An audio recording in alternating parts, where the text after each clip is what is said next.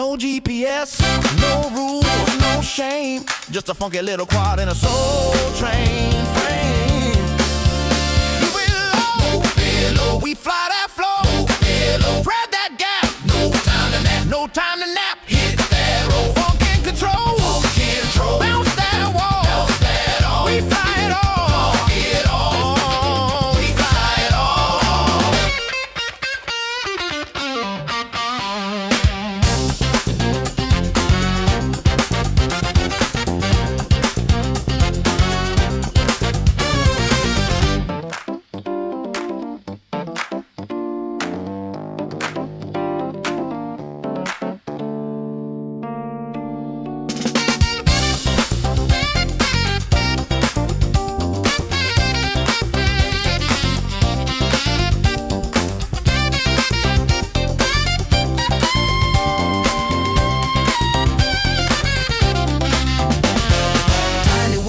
Funky and free, we fly indoors, we fly with glee. Whoop it, loop it, groove it, move it, bounce it, flip it, funk it, rip it, fly that soul, don't lose control. Tiny whoop love gonna make you whole. I thread the needle through the vinyl stacks, bounce off the mirror ball, never looking back. My quad's got soul, it's got style, it's got sass. It dips through the incense like a glass from the past. I'm flying figure eights through the lava lamp glow, dodging house plants like a funky pro. My whoops got rhythm, my sticks got heat. I'm the pilot of the party with the grooviest beat. I loop through the hallway, I dive by the broom. I'm the disco ghost in your living room. I hit that split that's over grandma's chair. She just claps and says, boy, you got flair. I'm flying freestyle with a velvet touch. My quad so smooth it don't need a clutch. From the shag rug to the ceiling fan, I'm the funky little fly with a master plan. The curtains dancing on the breeze, freestyle funk in my living room with ease. Tiny whoop magic bumping every wall. I'm the James Brown of flight, can't stop at all.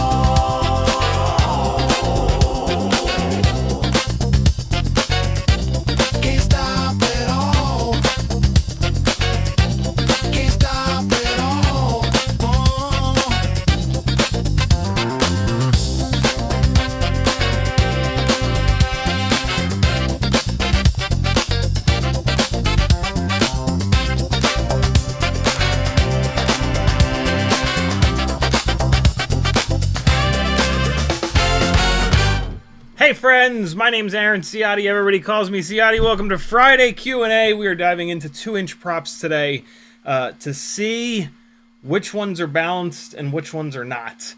I have now tested the HQ 2x2.2, the HQ 2x2, T 2x2x3. The GemFan 2023S, the Azure 2035, the old school HQ 2x2.5, and the GemFan 2023, non-S, the old school one. I have now tested all 6 of these. These are really the 6 realistic 2-inch propellers that you're going to run on like a freestyle build. There are a lot more 2-inch propellers that have been made over the last 10 years that I've weighed on previous live streams and talked about on previous live streams. These are the ones that are the best balanced, the most durable, and again, just like sort of the most realistic to kind of run on a freestyle-ish or cinematic-ish rig. The only other like properly good 2-inch propellers, there's a 4-blade, there's a 5-blade, there's a 6-blade, and those are okay, but like they're gonna be for a very specific cinewhoop where you need to be really quiet or you need to go really slow. That's what those props are gonna do. These are all tri-blades, which are gonna give you the best sort of both worlds in terms of efficiency and grip, and they're typically the best balanced. So these are the ones that we're going to focus on. The rig is plugged in at the I can actually unplug it now that I'm done with the intro. You were just watching goggle footage of the HQ 2x2.2s, and then it rolled right into the Azure props. I think we're going to look at the footage again. We're going to talk about each individual propeller. we are going to put the onboard footage, the 4K onboard DVR footage. I guess it's not DVR, it's just flight footage. We're going to put that into GyroFlow, and we're going to take a look at what GyroFlow thinks.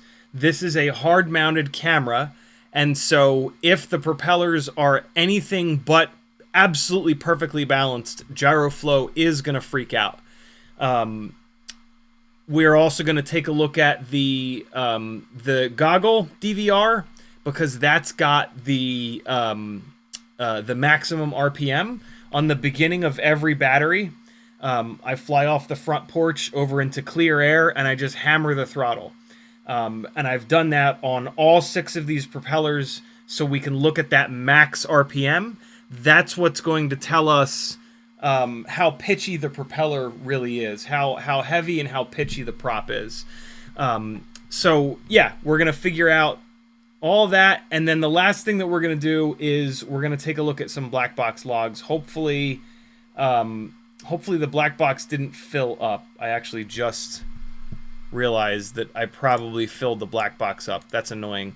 I might have to redo some of this testing to get black box logs on all of these props, but at the moment I have black box logs on the GemFan 2023S, the HQT 2x2x3. That HQ prop is the one that I think is the best. Fair warning. The GemFan 2015 Biblade, which is not here, it's somewhere else. I also did test that. And then I will probably have a black box log. I will definitely have a black box log for the HQ 2x2.2x3. This big paddle bladed bastard. I should have a log for the Azure 2035. And I wouldn't be surprised if I also have a log for the HQ 2x2.5x3. I have a funny feeling, though, that the propellers that are on it, it didn't record the full log because I forgot to pull the logs off when I was doing the testing. I sure wish they would put black box chips on here with a little bit more storage. 8 megabytes is just not enough. Like, hook us up with 16, bro. Come on, it's 2026. For fuck's sake.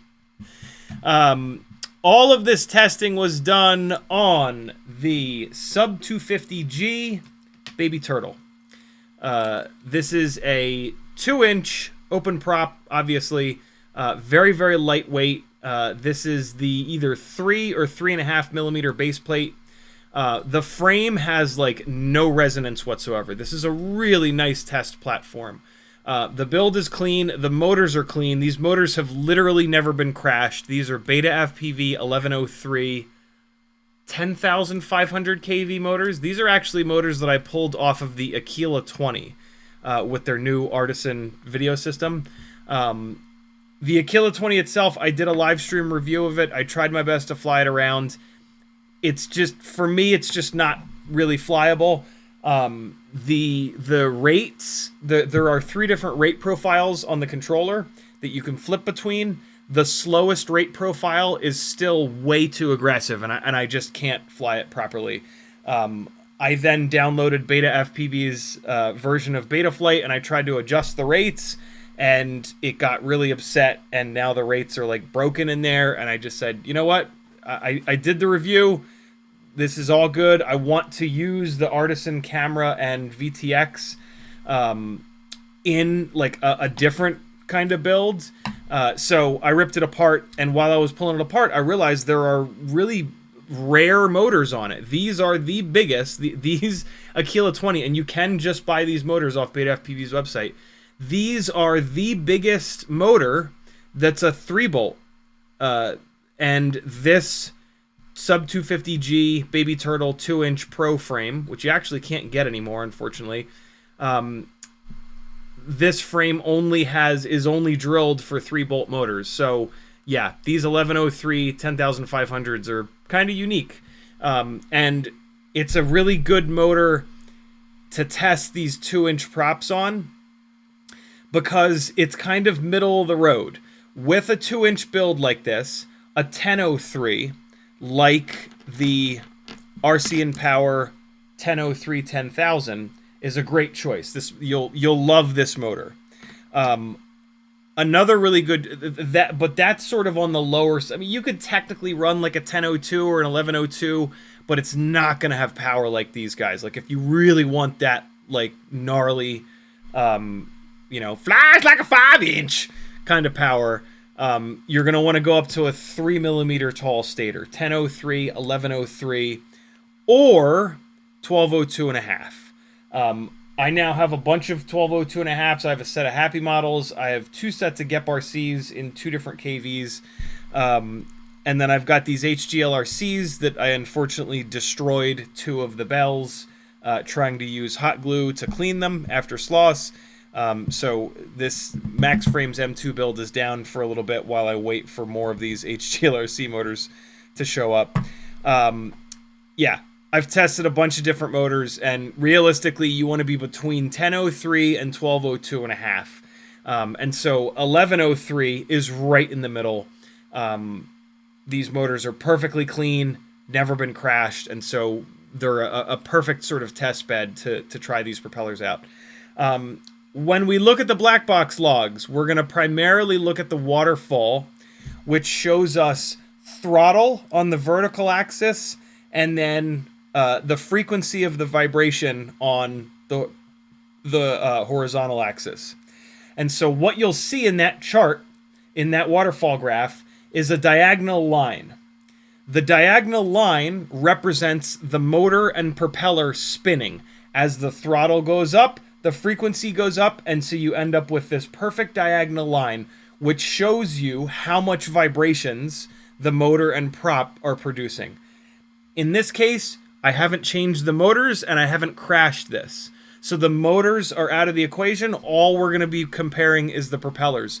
So we're going to have this really nice diagonal line, and the way that that chart works is that the wider, the stronger the vibration. And so we're going to have a diagonal line, and you'll be able to see, as I flip between each black box log, you'll be able to see that diagonal line get wider, get thicker, and get like more defined. That's what she said. And so the more faint that diagonal line is, the more balanced the propeller is. I've already looked at 3 different black box logs: the Gemfan 2015 biblade, the Gemfan 2023S tri-blade, and the HQ T 2x2x3. And the 2015 is obviously the worst balanced of those 3. The 2023S is obviously in the middle, and the HQT 2x2x3 is obviously the best balanced. You'll see what I mean when I realize this. And we can look at yaw. I think that yaw is the best one to take a look at, because when these propellers spin around, if they're out of balance, that's going to show up in a wobble like this, and this is yaw. You do also see it in pitch and roll, like especially if like one of the propellers, I guess, is off, is not perfectly straight, bent up or bent down a little bit. That'll create a little bit of this, and that can show up as roll or pitch. But yeah, when I'd always thought about using black box logs as a way to test propeller balance, but I'd thought about that back before I was really using black box logs at all. And either yesterday or the day before, when I was looking at some of these logs, I just couldn't believe how obvious it was in the waterfall, which propellers I was looking at. I was like clicking back and forth between logs, and I'd lost track of like which log I was looking at, because they were just titled like BTFL 01, 02, 03. But like very quickly I was like, oh my god, this one is super noisy. That's the 2015. This one is super quiet. That's the T 2x2x3. And so now we've got hopefully 3 more propellers, maybe even 4 more propellers worth of black box logs. Let me actually plug this thing into, let me actually plug the AIO in and fire up Betaflight, and we will see how many logs that we actually do have here. So after you've taken a black box log, you're going to plug the AIO in or the flight controller in. You're going to launch beta flight. You're going to connect just like always and see. Here's the problem. I've definitely filled. Okay, so yeah, this is not good. This means that the onboard memory is completely filled up. And so I will not have all 4 logs as I'd planned. Hopefully I will have 3. And so you connect to Betaflight, and then you come down here to Black Box, the Black Box tab right here. You click that, and you get this screen, and you can see onboard data flash chip, used space, 8 megabytes. So this is full. This is what a full bar looks like. So I kind of screwed up a little bit here. We'll see. What I'm going to click is activate mass storage device mode. This is going to make the flight controller pop up on your desktop as a hard drive. Oh, that's not a good sign. There's only 2 logs in here. Damn it. And then you're going to get info on these. You're going to have like BTFL 001, 002. You might have 003, 4, 5, 6, 7. The last file is going to be BTFL_all. You don't really want that all. You just want these individual files. So highlight these files and open them up and take a look at how big they are. If the file is only like 6,000 bytes, it's nothing. You're looking for millions of bytes. 5,085,000, 3,303,000. These are proper black box logs. So these are 2 logs. The first log is from the HQT 2x2.2s. The second log is going to be from the Azure 2035s. The third and fourth logs that I thought that I was taking, I actually wasn't taking. So let me do this. With these black box logs, I always try my best to stay as organized as possible. So I've got a whole bunch of folders here. This folder is 1103-2x2.2x3. So this is the one where the first log is going to go. And then the second set of props I tested today were the Azure, which are 2035s. These guys right here. So I'm going to take the second file and I'm going to drag it and drop it on there. They copy over pretty quick. The last thing you need to do is get info, open them up once more, and unlock them. I don't know why they're locked, but they are. So you need to click unlock on it. Now let me go to the 2x2.2, get info, unlock. It would be a good idea to name these files, but since I have these folders and I'm putting them in the individual folders, I'm okay. I don't necessarily have to name them, but it is a really good practice to name them. Now you're going to close this. You're going to eject the hard drive that your flight controller is. You're going to unplug it. You're going to plug it back in. You have to unplug it. You have to pull power from the flight controller to get it out of hard drive mode. And then you're going to go back into Betaflight, connect, and black box, and erase flash. Yes, erase data flash. And now you can see that bar just went from gray, completely filled in gray, to now black. Black is empty. We'll give it a couple seconds and away it will go. Oh, also, before I forget, Castle Crash tickets go on sale tonight or now or probably both. So go get your Castle Crash tickets. I think it's castlecrash.org. Just go to Google and search for Castle Crash FPV and you'll find it. Get you some tickets. I'll be there this year again. It's an absolute blast. And there we go. Now, see, it says free space 8 megabytes. So now it's ready to go. I will have to put these last 2 propellers back on here and retest it to have all the black box logs. But I do have the flight footage from those other propellers that we can drop into GyroFlow. And I have a feeling that GyroFlow is going to also give us a really good picture of how balanced these propellers are. You'll see why. We'll get there. So even without the black box logs tonight, I think we're going to be able to tell that these last 2 propellers, the GemFan 2023s, the old school ones, not the S's, and these old school HQ 2x2.5x3s, I think we'll be able to tell by GyroFlow that these are both not very well balanced. I could kind of feel it when I was flying them, that they weren't very well balanced, but I want to try to give you guys data. And myself, to be honest. In the chat, FizzPV was first, Sporny was next, Level Up, Uke, Little FPV, Mo Penguins, Sear, FPV Toast, Sporny, Little, Gibbon, not Gibson. Fizz, Sleepy CBR, Chuck P, DeGoul, it's Bryce. Gusto. Fizz, Kevin Sumner. There it is. Kevin Sumner dropping the link. Tell the people Castle Crash 5 tickets are on sale now, September 4th through 2nd. Book your calendar, my friends. FPV Toasts. Flacco. El Gringo's in the house. What's up, brother? P Money. Drublick Mike. Uriel. Sleepy CBR again. Cool. That's the deal. 2-inch propeller extravaganza. Also, we're going to talk about, I think maybe, I've found a solution for the hard mounting issues that we've got with this guy. The end ND filter. So this again is the 2-inch baby turtle from Sub 250G FPV. The camera mount here, yes, it's TPU, and TPU is soft, but the standoffs are really close to the camera. And so there is no motion on this camera. This is a hard-mounted camera mount. TPU, like, is not always soft-mounted. It's a weird misconception. You can very easily design TPU like this, where it's sandwiched in, and it is a 100% hard mount. The gyro in the DJI O4 Lite is very sensitive. It's a very high cycle rate gyro. I think it's either 8,000 cycles per second, or it might even be higher than that. That's too much. That's not a great gyro for what we're looking to do with it. It would have been... I'm actually really surprised that DJI chose that gyro. I'm really surprised that they didn't choose a better gyro. This is a problem that GoPro ran into.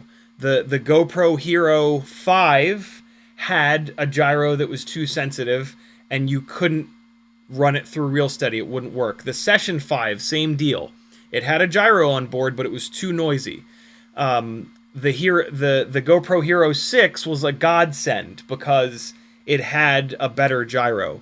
And then I think it was the Hero 7 that was a problem again. The Hero 7 had a bad gyro again. And then the Hero 8 and on had the better gyro. So, you know, if GoPro can make that mistake, DJI certainly can. GoPro made that mistake like 4, 5, 6 years ago. So I would think that DJI would, but whatever, doesn't matter. This is the situation that we're in. And with that gyro on here, when you hard mount the camera, there is data that the gyro is collecting that ends up being bad data. The gyro is cycling like 8,000 or so times a second, and when you hammer full throttle or you do something really aggressive, it basically, like, the gyro runs out of... The gyro basically maxes out, is one way to describe it. And it's now got bad data in there. And then so you put that flight footage with the gyro data into GyroFlow, and when that gyro spikes and maxes out, GyroFlow doesn't know what to do. And in GyroFlow, you'll get a very sharp just movement that looks really, really bad. What I've realized, though, which is, thank God, is that it only happens in the top of the throttle. I got a whole bunch of flight footage from Maggie and my trip to Portland, Oregon. And like 90% of that flight footage on a hard-mounted camera is completely fine in GyroFlow. But then every single time I go up to full throttle, it freaks out. And so we're going to figure out the best balanced propeller tonight, which is going to help the situation.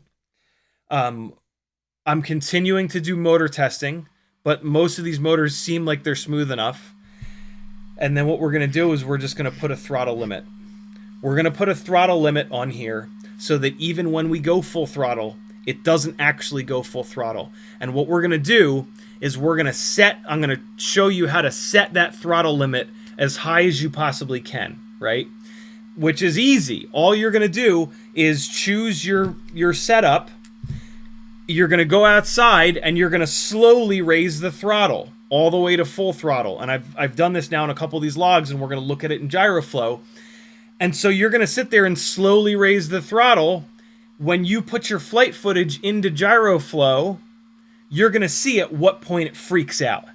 And that's your max throttle. And so now you just need to put your throttle limit a little bit below that point when you want to fly cinematic. See, this is the thing, right? Flying this freestyle, you don't notice any of this. You don't notice any of it until you put it into gyroflow and until you do a dead flat straight pass for like 10 seconds straight.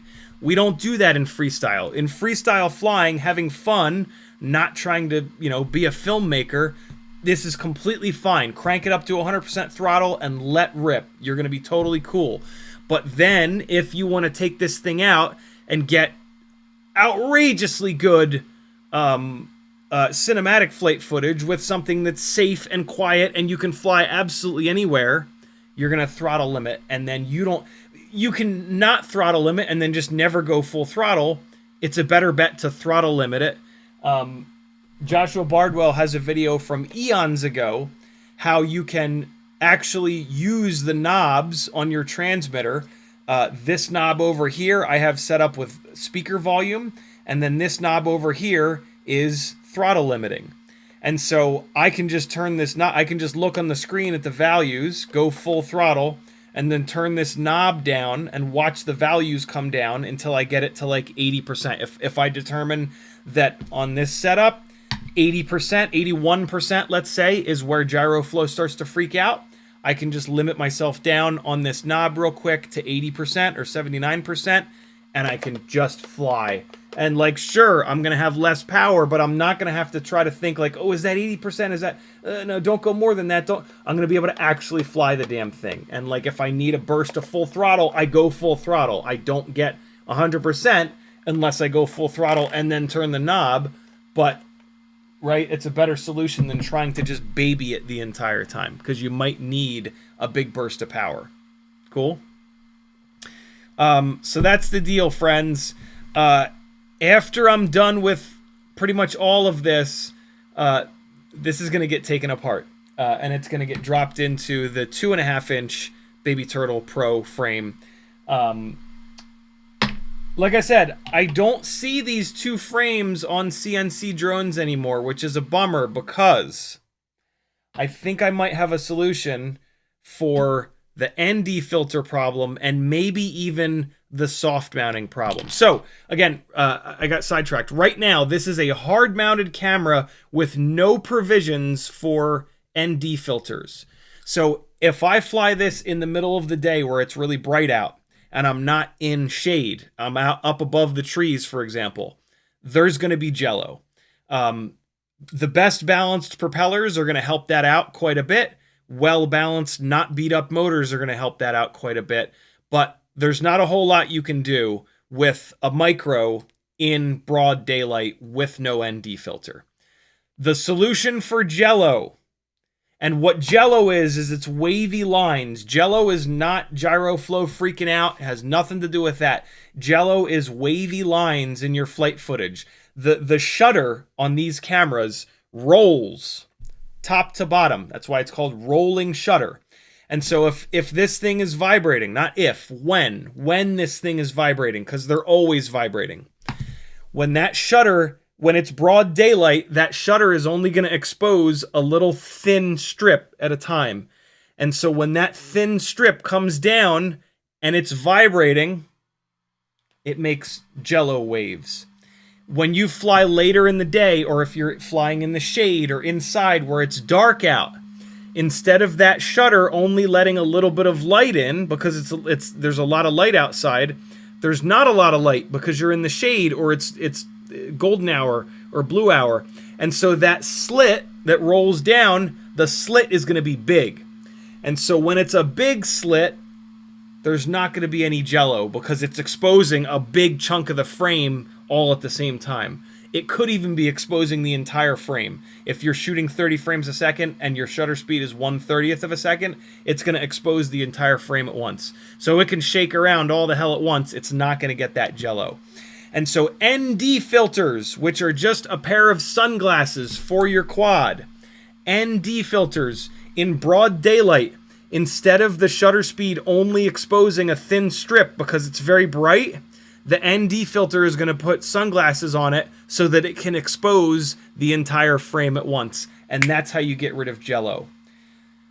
Gyro flow is functioning off of the gyro data in this camera. That just needs to get shaken around less. With a hard-mounted camera, it's being shaken around too hard up towards full throttle. And so, our solution for the ND filter is going to be this awesome, you get 4 of these when you buy them, Flywoo housing. You just clip the little 04 light camera into here, and then do yourself a favor and put a tiny little dot of E6000 on the top and bottom, because if you crash really hard, the camera can pop out of this thing. This is what we're going to use. It's got this excellent little, what's called a bayonet mount on the front, and that interfaces with the Flywoo ND filters. And so this is going to let us use ND filters. This is the setup that I have on my 3-inch frame over there with the blown up AIO. So this is what we're going to use to be able to get an ND filter on here. And now this has regular old 14mm mounting, and Sub 250G has a Caddx Ant camera mount for this Pro frame that just barely works. There is a little bit of a problem with this mount, and I am hoping that somebody in the chat is a 3D printing ninja and is willing to take this file, which I can send to you, and modify it a little bit. Basically, this file has the screw hole right here. This screw hole needs to move back and up a little bit. Basically, I want the screw hole to be in the middle of this diagonal piece of plastic right here. So like, I want the screw hole to be centered here. See how it's not really centered? It's kind of far forward and down, that the little hole. There it is. See how the hole is down and forward? I want it up and a little bit farther back. And then the other problem is this front piece here. This front piece needs to move all the way down. This front piece is here for the Caddx Ant to cradle the lens. We're using this big old block. And so it hits. When I put it in here, it hits that, and it'll only let me have like 1,000 degrees of up tilt, which is obviously not good. So this guy needs to move all the way down. And then the last thing is that these little guys are too far in. I would rather these little ears that the camera mounts to, I would rather them be out a little bit. Basically even with the middle of this. Even with the middle of this standoff on both sides. Because when I take this guy and I put it into here, you'll see it bends. See how it bends them out? And so it's because of the little, it's because it's outset a little bit, right? If this was like flipped and these brass inserts were going inwards, well, they would hit the camera and that wouldn't work. And so, yeah, if there are any 3D print ninjas out there, those are the couple small changes that I need done to this. And then I'm hoping that with these little TPU ears being off the back, these have a little bit of movement to them. Maybe a little bit of up and down movement, maybe a little left and right. And I'm hoping that that amount of movement will be just barely enough to kind of sort of soft mount this. We'll be able to put the ND filter on. That'll kill the jello. And then we'll hopefully have just a little tiny bit of soft mounting. If it's not enough soft mounting, whoever modifies this, I will then bug you to make these a little bit longer, right? Just to give a little bit more. This is a nice and thin area of TPU. And so I'm hoping that it'll have enough motion on it. If not, then we just make it a little bit longer, or we make it a little bit thinner, and we just dial it in to figure out what we need to do to hopefully be able to mount this guy in a way that it can move just a little bit to isolate it from the high frequency vibes that are making this have issues. The 2-inch and the 2.5-inch version of this frame, the front standoffs are exactly the same width, same height. And so I'll be able to move this out of the 2-inch into the 2.5-inch and still test this camera mount. I would love to test this camera mount setup though on the 2-inch rig first to see how it is, and then test it on the 2.5, because the 2-inch build is going to always turn higher RPM. And so the frequency of the vibrations is going to be higher, and that seems to be where we have the most problem. The other thing that I'm starting to maybe figure out here with trying to build these ultra lightweight, ultra safe, ultra fun rigs and still be able to use gyro flow, still be able to get unbelievable image quality, right? We might want to move away from the higher kV motors towards lower kV motors and more pitchy propellers. Less RPM with a more pitchy blade, a thicker blade, or a steeper angled blade, that is going to spin less RPM. We're going to see these max RPMs in a little bit here when we start looking at the data. And what I've definitely noticed is that in the higher RPMs is where gyro flow is having a problem. So there's a bunch of things that we're going to try to do. We're going to try to do a bunch of things at once to make this situation a lot better. And hopefully we can get it there. Hopefully we can get it good enough where if you do a clean build on a solid frame with not banged up motors, with the best balanced propellers that we can find, with an ND filter, with a little bit of soft mounting, maybe with a mount like this, can we have something that is the best of all worlds, right? 4K footage, infinitely safe, infinitely quiet, fun as hell, great flight characteristics, cheap, small, easy to travel with, right? Like all the things. Can you imagine? Like the 04 Lite is giving us almost as good image quality as the Session 5 did. To this day, like picking up a Session 5 at 80 grams, like you're not going to do that on anything smaller than like a 4-inch rig before it turns into a Cinewoop, right? And so being able to do that with something like this would just be insanity. And I'm all fucking hopped up on goofballs to try to get that done. I'm already blown away. Patrons,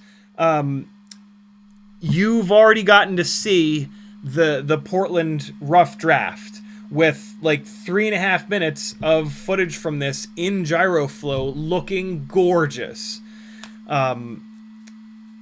It's just we can definitely get it, but if nothing else than just moving to these HQ T 2x2x3 propellers, it's going to make it significantly better, because what I was flying on Portland were these GemFan 2023S's, and as much as I love these for freestyle, they're not the best balanced option. And for the type of flying that I was doing in Portland, the best possible balanced propeller was the most important thing.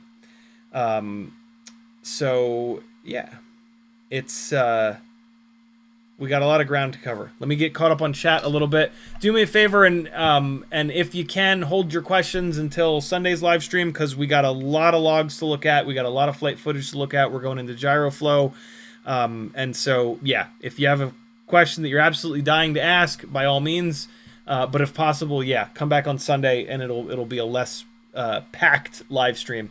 Mo Penguin says, CiottiFPV and crew, what's up? Sear says, I guess GemFan 2040 are for race, or are they not well balanced? Just wanted to know why not them. GemFan 2040. GemFan 2040. Which prop is that? GemFan 2040. Oh, the Hulkies? Yeah, no, they're not balanced. They're not balanced. I tested those previously, and they were very noticeably out of balance. Way worse balance than any of these. These are all much better balanced. I have all of the 2-inch propellers, literally all of them now. These HQ T2x2.2s were the last 2-inch propeller that I didn't have. This is every single 2-inch propeller that has been manufactured in the last decade. Literally all of them. And the only ones that we're not testing are the Emax, what are they called? Blur? Yeah, the Emax Tri-Blade Blur, because it's just too heavy for these little motors. If you were to build a really beefy 2-inch rig on significantly bigger motors, like 1203s, for example, these Emax Avan Blurs are awesome. They're super durable, but they're also super heavy. They're very well balanced, though. They're not a good choice for something like this. They're too heavy and they're too pitchy. So these have been removed from the test. Most of these propellers in here, most of these older propellers from 6, 7, 8, 9, 10 years ago are just completely out of balance and just a total mess. The only other good props in here that are well balanced are some of the 6 blades and 5 blades, like the Cinewhoop specific props, which again are way too heavy for these little motors, and they're just not a freestyle propeller. So yeah, these 6 props that are in the thumbnail image for this, these are the only ones that really matter, to be super honest. Because they are well balanced enough, lightweight enough, and just catered for like freestyle cinematic-ish flying, not Cinewhoop open prop kind of stuff. Cool? Good question, dude. Sear says, given CiottiFPV has tools for that on his Etsy. Given says, does anybody know the best way to remove tiny whoop props? Just broke mine and can't seem to get them off. Every single order that you place from me, or if you win one of my giveaways on the first Monday of every month, I ship a Propodial for you. This is available on Thingiverse. Just search for Propodial. You can print it yourself if you have a 3D printer, or buy something for me and I'll send you one. This is an awesome way to remove tiny whoop propellers.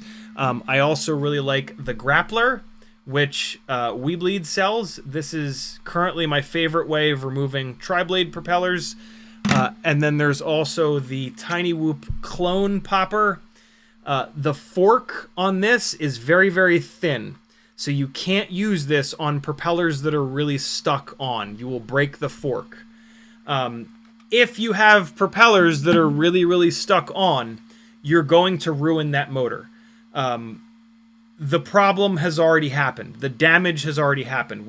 If you have a propeller that's stuck on, you had to push it on too hard for it to then become stuck on. And when you did that, you put a ton of force on that motor shaft and the motor bell, and you've started to weaken, if not fail, the laser weld between the bell and that motor shaft.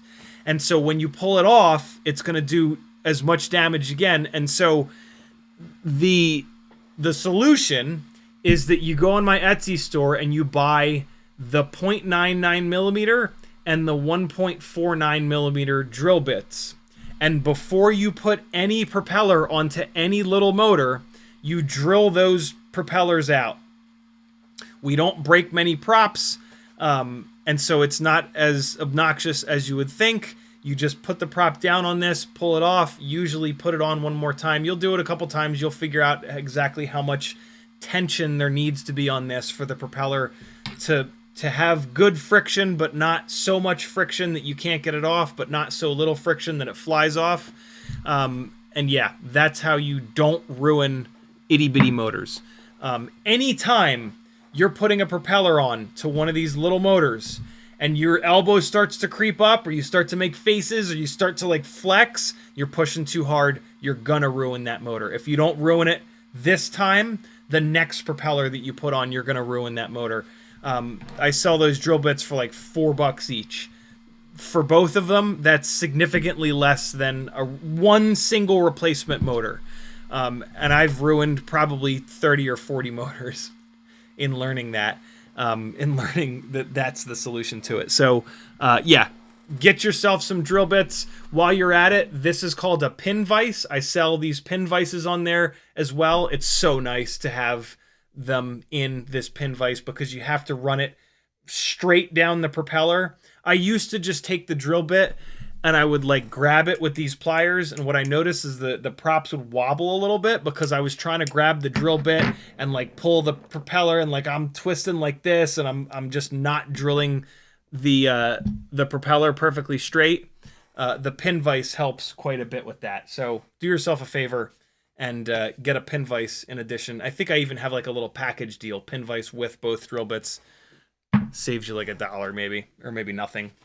Wouldn't surprise me. But yeah, there you go. Uriel says, you have spring break holidays also over there. That's the excuse for late delivery? Could be. Yeah, it could totally be that. Meyer says, welcome. Craig says, welcome back from Oregon. Thanks, dude. What a trip. Holy hell. Yuke says, so no good 2-inch props. I just ordered the Baby Turtle V7 2-inch with the Hachidori V2 frames last night.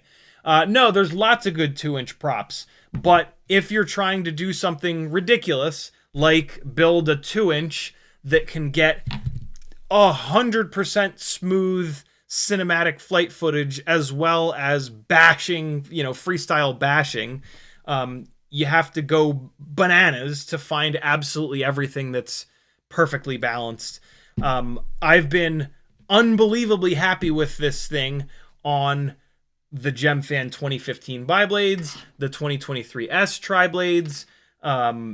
This thing flies absolutely amazing on all 6 of these 2-inch tri-blades and even the 2015 biblades until you try to do like long range stuff with it, which is, again, asking too much. I'm asking way too much of this, but that's kind of what I do. that's kind of my thing. So yeah, lots of good 2-inch props. It's just specifically for using this as like the only quad that I travel with when I want to get like, some really cool cinematic shit. Let's see how far we can push it. Make sense? Craig says, great Jello explanation. Thank you. You're certainly welcome. Ryan Sadat says, I'd have thought, what if GemFan props are less balanced is that they try optimizing with really elaborate shapes, and those are harder to mold evenly, whereas HQ are more basic designs. Could be. Yeah, you never know. I would think that the software would be able to figure that out. The long and short of it is that we have to do this kind of testing to figure out if they're well balanced or not, unfortunately. And it's a little bit of an inexact science, but I think between GyroFlow and the black box logs, I think thus far, it seems fairly obvious which props are better balanced than which other ones. So we'll keep going with that. Ryan also says, so I may have missed it. Did you test the HQT 2x2.2x3? I did indeed. They don't seem to be as, we're going to look in a minute, but they don't seem to be as well balanced as the T 2x2x3. Sporny says, by the way, the new GemFan 1811s get a green light for me. Had no vibrations at over 50,000 RPM. Very cool. Uriel says, I feel effed that the wide view is not there yet. You have to do the setup again. What's setup? And don't worry about it, brother. I got a million other things to test. It's all good. Little FPV says, I would be grateful for some advice. I'm trying to build 75mm 04 air unit quad. What motors should I use to offset the weight of the 04? Also, what glue did you use to strengthen the cam? I just used E6000. E6000 is a little bit kind of squishy. You might be better off using the UV reactive glue that you can get from eBay, Amazon, because that UV reactive glue, it hardens like really solid. So I don't know if E6000 is the best bet. I broke one 04 light camera that I had E6000, so the next one that I get, I'm going to use moving forward, I'm going to use that UV reactive glue. And then motors are a pretty personal kind of choice. You want to be anywhere from, so you said 75mm motor to motor, which is a 1.6 inch prop setup. So you want to be anywhere from 0802 up to like 1102. 1002 is going to be that sweet spot in the middle, which I really dig. That being said, my 75 millimeter 04 light build is on the Beta FPV 1102s. It was totally fine on the 1002s, but that extra millimeter makes them run a little bit cooler. And I had these Beta FPV 1102s kicking around, so I used them. But yeah, any 802, if you want to be super lightweight, 802. 1002 is the best of both worlds. 1102 is a little bit heavier, a little bit more power. And then for KV, you want to be around like between like 14 and 18,000 KV. At 18,000 KV, you're going to motor limit it down a little bit. At 14 or 15,000 KV, you're going to be at 100%. So if you want maximum efficiency, 15,000 KV. The motor KV also depends on what propellers you want to run. I really like these Gemfan 1610 biblades. They're not the best balanced, but they're way more durable. And I do not want to lose a 04 light somewhere, so I run the more durable props. The HQ ultralights are better balanced and lighter weight, but if you crash, they tend to blow up. And then you can't take back off. And so if you just happen to crash somewhere that you can't get to it, you just lost almost $300, which blows. Yuke says, I heard Tiny Whoop might be making a new 1002 high KV. That would be really cool. We do need that for the 1S builds. Hey, Little, also, all of that is assuming that you're on 2S, which you should be. The 04 light is awful heavy for a 1S setup. So yeah, 2S is the way to go. FPV Toast says, I just built a Pro Turtle 2-inch and it's a fantastic little quad. I used some Happy Model 1103 11,000s I had laying around. Have you tried them out?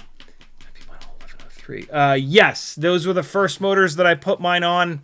They didn't last very long. They the motor shafts are weaker than most of the other 1003, 1103. And so, yeah, every couple of crashes, I had a bent motor shaft. So I moved away from those motors. You can run those motors on... I actually moved those motors over to an analog 2-inch Whoop because with the soft motor shaft, if you put it into a plastic frame that's bendy, when you crash into stuff, it's going to, like... It basically extends the amount of time that the energy from the crash is going to get dissipated, and you tend to not bend the motor shafts if you have it in a plastic frame. But these motors on a carbon frame where they're solidly mounted, it was just like constant bent motor shafts. They perform great though, so if you don't crash much, you'll be all right. This dog is just going bananas over here. Take it easy, buddy boy. C2C says, sent you a message to see if you would like me to send you a custom Bando Turtle front housing for the 04 light with the flywheel wide angle setup. Yeah, that'd be super cool.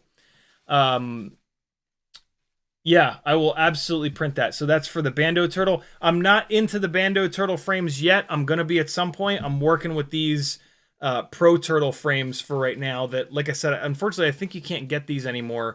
But I've been waiting a couple days for Sub 250 GFPV to get back to me. One of the things I asked him is like, hey, what happened to these frames? Because the Bando Turtle, I don't think is going to be a great frame for using this that we need for the ND filter. I think this is a better frame with a mount like this. So yeah, and again, hopefully somebody gifted with 3D design messages me somewhere and can make some modifications to this so that we can use this and yeah, get that shit going.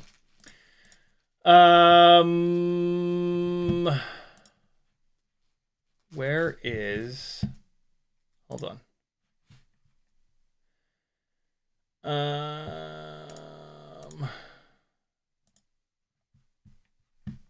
do me a favor. If you are up to that, if you're up to making some mods to this, post in general nonsense over on my Discord, because I don't want like 14 people to all say like, yo, me. So the first person to post in general nonsense saying, yes, I'm willing to do this, I'm gonna post the file in general nonsense right now. That you would need for this. And so if I go to,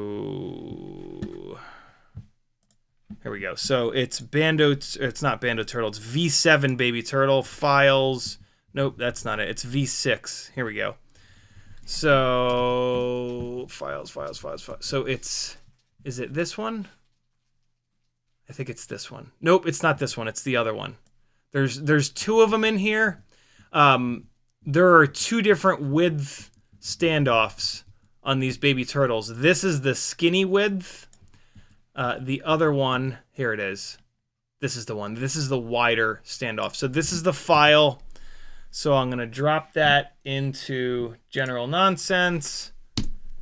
And okay, there it is. So yeah, if you want to help, if you have 3D design skills, reply to that comment, the file that I just put in there about 10 minutes ago. I talked about all the adjustments that need to be made to it. So hopefully somebody can do that, and then I'll print it out. We'll see how it fits, and we'll dial it in. And again, I'll bug the shit out of Sub 250G FPV to see if he can make this version of the baby turtle frame available again. Because I believe that this one is going to be better than the Bando turtle for soft mounting. The way that the Bando turtle frame mounts the camera up front, it might do a little bit of, there might be a little bit of movement here, but like, look, right, this mount has these screw holes all the way in the back. So, and so on the Bando turtle, the front standoffs are really close together, and this won't even come close to fitting between them, right? Whereas on this Pro, the standoffs are just barely wide enough, it looks like. I mean, we're going to find out, but yeah, it looks like they're just barely wide enough for this to sneak through them. Yeah, the Bando turtle setup, just the way, like, I love the way that it hooks in here on the bottom, but that kind of eliminates any movement that it might have, and we do need a little bit of movement. So yeah. Craig contacted a 3D print guy to see if we'll do STL mods. Very cool. Very, very cool. Thank you, dude. So yeah, if all of that falls through with this frame, we will move over to the Bando frames to see if there's a way to maybe print this mount with low enough infill that it is squishy enough to give us that little bit of soft mounting that we need. And so, yeah, hopefully a little bit of soft mounting, ND filter, better balanced propellers, and what I'm really hoping is that all of those things will be enough, and we won't have the gyroflow freaks out problems anymore. If those things are not enough, though, we're also going to add in a little bit of throttle limiting, because, like I said, gyroflow freaks out when we're all the way up at high RPM, close to full throttle. So let's just take that out of the equation. Never hit more than 80% throttle. So yeah, that's the deal. Let's get into it. I'm caught up on chat. Let's start taking a look at some flight footage. We're going to start dropping it into gyroflow. We are going to look at some black box logs. And so let's push this computer a little bit here and see what happens. First up is the GemFan 2015. Hang on. GemFan 2015 is the only 2-inch biblade that is like durable enough for this kind of a setup. HQ does make an ultralight 2-inch, very low pitch biblade, which is here, but it is too thin. It is too lightweight. This is not the answer for a setup like this. This would be for like an ultra lightweight tiny whoop that you would build. This is not for an open prop setup. It's just not substantial enough. HQ actually makes a couple of these. They make the 2 by 1.5 by 2. They also make a 2 by 0.9 by 2. They're not going to work in this scenario. Too flimsy, too thin. HQ also makes this Defender 20 3-inch prop. Again, it's too thin. The blades are really lightweight, and it's also kind of a, well, I guess the pitch is good, 2020, but yeah, it's not substantial enough. GemFan 2015 is this guy right here. Is it the right bag? Yeah, it is the right bag. This is the 2015. That's what it looks like. You know this propeller. It's been around for a long time. It's a great propeller. It's just not super well. It's not balanced super well. And so let's take a look at what that looks like in a black box log. So 1003. No, 1103. I want all the 1103s. So here it is, 1103 2015. So we're going to take this black box log, load it up here. And so these are Mark Spatz's workspaces. We're going to use the last one, noise plots. This is going to give us the raw gyro data. That's what we want to look at here. We don't want to look at it after filtering. We want to look at what the actual gyro is feeling. And this is a weird log file here. There's like nothing here. If you ever do this, if you ever open up a log and there's like nothing going on in here, it's this drop down. Sometimes the logs get all segmented. 1 second, 1 second, 2 seconds, 1 second, 0 seconds, 1 second, 1 minute and 15 seconds. And so I got to click this 7 out of 7 to get to an actual log. This is what an actual log looks like here. Cool. We got a bunch of movement and whatnot. So what we're going to do is we're going to click View Hide Analyzer Display up here in the top left under Overlay. And then that's going to pop up this window here. In the top right corner of this window, we can zoom it full screen. There we go. And so now we're going to click Gyro Scaled on Roll. And then we're going to click Gyro Scaled on Pitch, Gyro Scaled on Yaw. These are the 3 raw gyro functions. This is exactly what's coming out of the gyro on the flight controller. In beta flight, you need to have, in the black box tab, you need to have that set up with the drop down field on gyro scaled. Make sure that that's set, and then it'll log this raw gyro data so that you can then click on it. And so this chart here is amplitude up and down, and then frequencies left and right. 0 hertz, 200, 400, 600, 800, 1000. This is not incorporating any throttle. In order to get throttle involved for the waterfall chart, you're going to go all the way in the top left here where it says frequency, and you're going to change this to frequency versus throttle. And this almost worked. This, come on now. What? Where is it? Hey, there it is. This is the waterfall chart. On the vertical is throttle value, 0%, 20%, 40, 60, 80, 100. And then left to right, same thing as frequencies. 0 hertz, 200, 400, 600, 800. And the colors are the amplitude. The whiter, the stronger the amplitude. So we're going to go to gyro scaled roll. We're going to go to gyro scaled pitch. And then we're going to go to gyro scaled yaw. And now yaw, in my opinion, is is the one that makes the... I mean, we'll look at all three of them, but I think yaw, because the props are typically out of balance like this, I think yaw is the best one to look at. This is not too bad. The GemFan 2015s are pretty damn good. But you're going to see in a second, they're not as good as some of the other ones. But this, for the record, this is acceptable. If you ever want to if it's ever like, see, this is kind of faint and dark, you can increase the amplitude with this little slider here.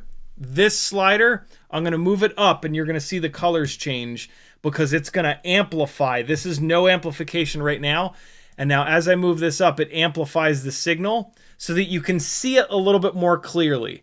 If you were to come in here and it looked like this is a lot. This is a lot of vibrations. This would be a big problem propeller. This is probably what we're going to see some of these out of balance propellers look like. And then you can turn it all the way up and it gets super bright. So this would be like a big problem. To get it back to the default, you double click it.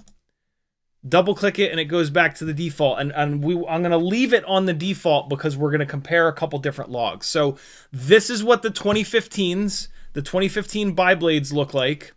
And this is gyro scaled yaw. Raw gyro data on the yaw axis. Now I'm going to come in here and I'm going to go from the 2015 to the 2023S. So it's the same blade profile, but 3 blades instead of 2. And now watch this. So this is the bi-blade that's on here now. I'm going to drag in the 2023S and watch this quiet down. Ready? Any minute now. Well, it looks about the same, actually. Make sure we're still on gyro scaled yaw. And we are. It's a little tiny bit cleaner, but it's still like there's still a very defined diagonal line here, right? That we can see. So the 2015s and the 2023Ss are similar. The 2023Ss are a little bit better, but now watch this. Now I'm going to go to the HQT 2x2x3, which is this one here. I'm going to grab this log, drop it in, and now watch this clean up. Yeah, that is a big difference right there, my friends. Like that is and when you fly them, you absolutely notice it. They are quieter, and again, that's just on the yaw axis. Let me actually look at the other axes. Let's look at pitch. So here's pitch on the T 2x2x3. Here comes the GemFan 2023S. And so now this is on the pitch axis. Yep, so that's obviously a lot noisier. And now let's go to the 2015, the bi-blade. And now this isn't going to pop right up. I'm going to have to go to that stupid drop down again. So ignore this. I'm going to take the drop down. I'm going to bring it here. And so now we're back. Gyro scaled pitch. Bi-blades can do some really odd stuff like this that you won't see with tri-blades. So this is the 2015s on the pitch axis. Now I'm going to flip back to the 2023Ss on the pitch axis. And you can see what I mean about the 2023Ss. It wasn't that bad on yaw, but look at the difference here. Ready? So this is the bi-blade, and now this is the matching tri-blade. Where the hell is it? 1103 2023S. Here it comes. Ready? Watch this clean up a little bit on the pitch axis. Right? So the 2023S is definitely better than the 2015, but good God, is the HQ 2x2x3 way better than both of them. Look at how much that quieted down. And so now we're going to go to the roll axis just for the sake of looking at all three. Oh my God, there's almost nothing there on the roll axis with the HQ. And then we're going to take, well, it's easiest to start with the 2015 because I have to do that stupid drop down thing. So here's the 2015. Let me drop this down. And then, come on, gyro scaled roll. We got all kinds of nonsense. Bi-blades tend to have some nonsense. So that's the 2015 buys. Here come the 2023 tries. And now here are the HQ 2x2x3s. And now next, Moving into today's testing, here are the HQ 2x2.2x3s. On the sticks, these did not feel as well balanced. Let's see. Definitely not. Definitely not as well balanced. And a very different curve, which is kind of cool. This is really cool, actually. All right, so as the frequencies go up to the right, the RPM goes up. Let me show you the difference between these two propellers. The super quiet propeller that we were just looking at, the T2x2x3, this is what it looks like. Pretty standard propeller design. 2 inches of pitch is like a good middle ground, right? Nothing crazy about this propeller. Looks fairly aerodynamic, right? We've been comparing this so far to this. Fairly similar, right? Like nothing crazy. This 2x2.2, look at this paddle bastard. Much, much bigger, wider propeller, and it's a higher pitch as well. This is obviously a propeller that's going to be way harder to turn. And so it's not going to spin up to as high of an RPM, and you can see it in this black box log. The diagonal line at 100% throttle is here, 630 hertz, let's say. Watch this. When I go to the less pitchy propeller, watch what happens to that diagonal line. See it shift? And it's obviously a lot quieter. It's a lot better balanced. But let's do this. Let's turn up the amplitude here so that we can see it. It almost looks like I didn't fly it over 60% throttle. That's a little weird. But it moves farther to the right. It's not taking that super steep up to 100%. It's down more because it's less pitchy. It's able to spin up to a higher RPM. I'm admittedly confused as to why there is absolutely nothing up here above like 63% throttle. That seems a little bit weird. Let's compare it to the 2023S. The 2023S is a similar propeller to the 2x2x3. 1103 2023S. Let's drag this in. Okay, this is much better. This is a much better comparison. So obviously it's like way more noisy, but look at the slant. Look at the slant on this. It goes all the way up here to like 780 hertz, right?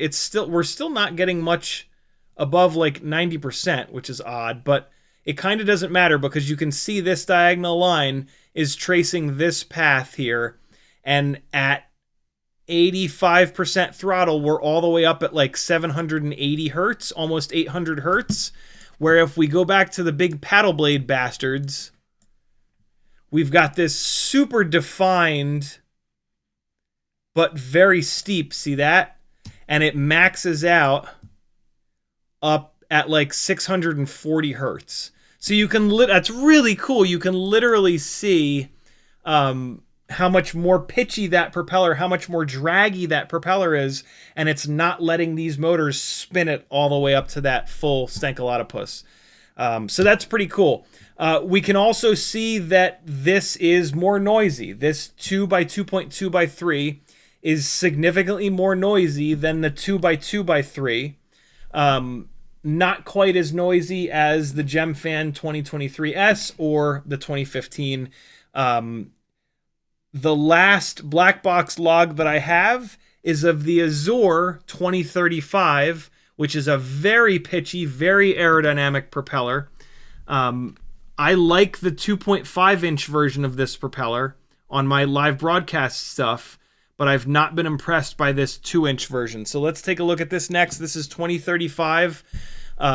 Let's go to our quietest propeller, which is the 2x2x3, just as our baseline. Cool. And now we're going to go to this, and here we go. And I haven't actually looked at this. I pretty much know it's going to be noisy, though, and sure enough. I could tell by flying it that it was very noisy. So the Azure 2035 looks an awful lot like the GemFan 2023S, which is coming in now. Here comes the GemFan 2023S. Wow, it's actually a lot worse. The 2023S is significantly better. So the Azure 2023 is pretty much a no-go unless all you care about is pitch. It is a very pitchy, very high-speed propeller, but the balance is really nasty. Like, that's really shit balance. So I'm going to put these away. I'm literally going to... no, where are they? Where's the little... What do I do with the little bags? There they go. Yeah, I'm gonna put these away, and they're gonna live. I have these big bags that I put all of the propellers in, and I don't really go in those big bags very often. And then I'll have a smaller bag that I put like the good 2-inch propellers in, and that's basically what I'm gonna be doing here. So yeah, the Azure props are absolutely no goes. That's super super super ugly. Teddy, calm down, little boy. Calm down. It's all good. Everything's gonna be fine, doggy. Okay. So, that's good. We're just... A big part of this is gonna be eliminating variables because I'm introducing an awful lot of variables here. But I'm doing that because I'm searching for the magical best propeller. You know what I mean? It's also not... I'm also going to put away these 2x2.2x3s because these are... I mean, they're better balanced than the GemFan 2023S, but they're too pitchy. Like, you can see that curve just hammer up into the top before it gets any of that extra... And it feels like that. These feel... like they're way too big for these 1103 motors. If at some point I went to like a 1202.5 on this or a 1203 motor, these propellers would probably shine a little bit more. But to be honest, the 2x2x3s would probably be just as good, if not better, because they're better balanced. So yeah, if you want more pitch than the 2x2x3s, more power from the 2x2x3s, you could go to these. Or if we decide that we want to look at a lower RPM, more pitchy propeller setup to avoid the vibrations that happen at those high frequencies, this might be a good prop as well for that. And so, yeah, like if you have a build that's having a really, really hard time with vibrations, which this is not. This is a very clean build. I don't think I need to go this extreme. This would be the last thing that I would do. If you've exhausted all other methods, you've got clean motors, you've got a clean frame, all your screws are tight, you've done soft mounting, you've got ND filter, and you're still having issues, I think the last thing that you should do is look for a lower RPM motor, maybe even a bigger stator motor for the extra power that these heavier, draggier props are going to require, and then motor limit down, or just get the lower kV motor. Instead of a 10,000 kV motor, you get like an 8,000 or a 7,000 kV motor. And then you couple that up with these propellers. Less RPM, but a more pitchy prop will make the same power as more RPM with a less pitchy prop. And so these props, I think, are going to be like the last sort of... the Azure props, those are also really pitchy, but boy, they were a disaster. These were not nearly as bad. So these are the, the high pitch, low RPM setup if you want to go that route. I'm going to try to not need to get to that point, especially because these 2x2x3s are incredibly well balanced according to the logs. So these are actually going to go in that bag as in the storage bag as well, because yeah. We do have Two more props that I don't have black box logs of, though. The old school GemFan 2023s with the T-mount holes in them, the non-S. This is what the S looks like. I love this prop because it's really lightweight. It doesn't have the T-mount holes. This is the old version of the 2023. It's just called 2023. And the old ass HQ 2 by 2.5? Yeah, 2 by 2.5. I'll have to get some black box logs tomorrow, but both of these propellers felt out of balance. And so I think that they'll be just as bad as the Azure.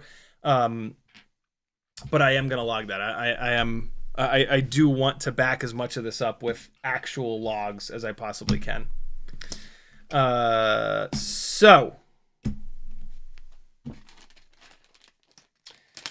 GemFan 2023S, brilliant for freestyle, strong propeller, super lightweight, really good pitch. Love this for hardcore freestyle, bando bashing, that kind of stuff. These are great. I absolutely love these. These are some of my favorites.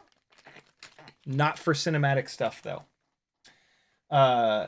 HQ T 2 by 2 by 3. This certainly looks like the cinematic prop. And if you're okay, this is a little bit heavier than the 2023. It has a little bit less pitch, but if you just want one prop, which is not a terrible idea, this is going to be the one. HQT 2 by 2 by 3. This is the all-rounder for sure, and the best balance. So cinematic stuff, all-rounder.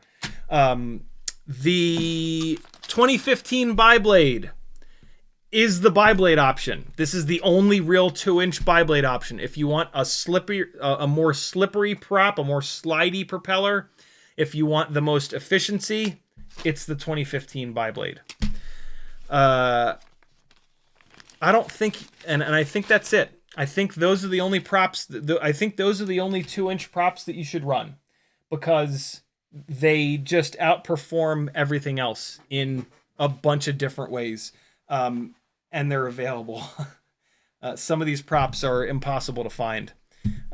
So yeah, now we're going to look at gyro flow to back some of what we just looked at up. And I hope to hell that gyro flow gets better and worse with each of these propellers that are better and worse balanced. So we're going to look at, so I guess we should go worst to best.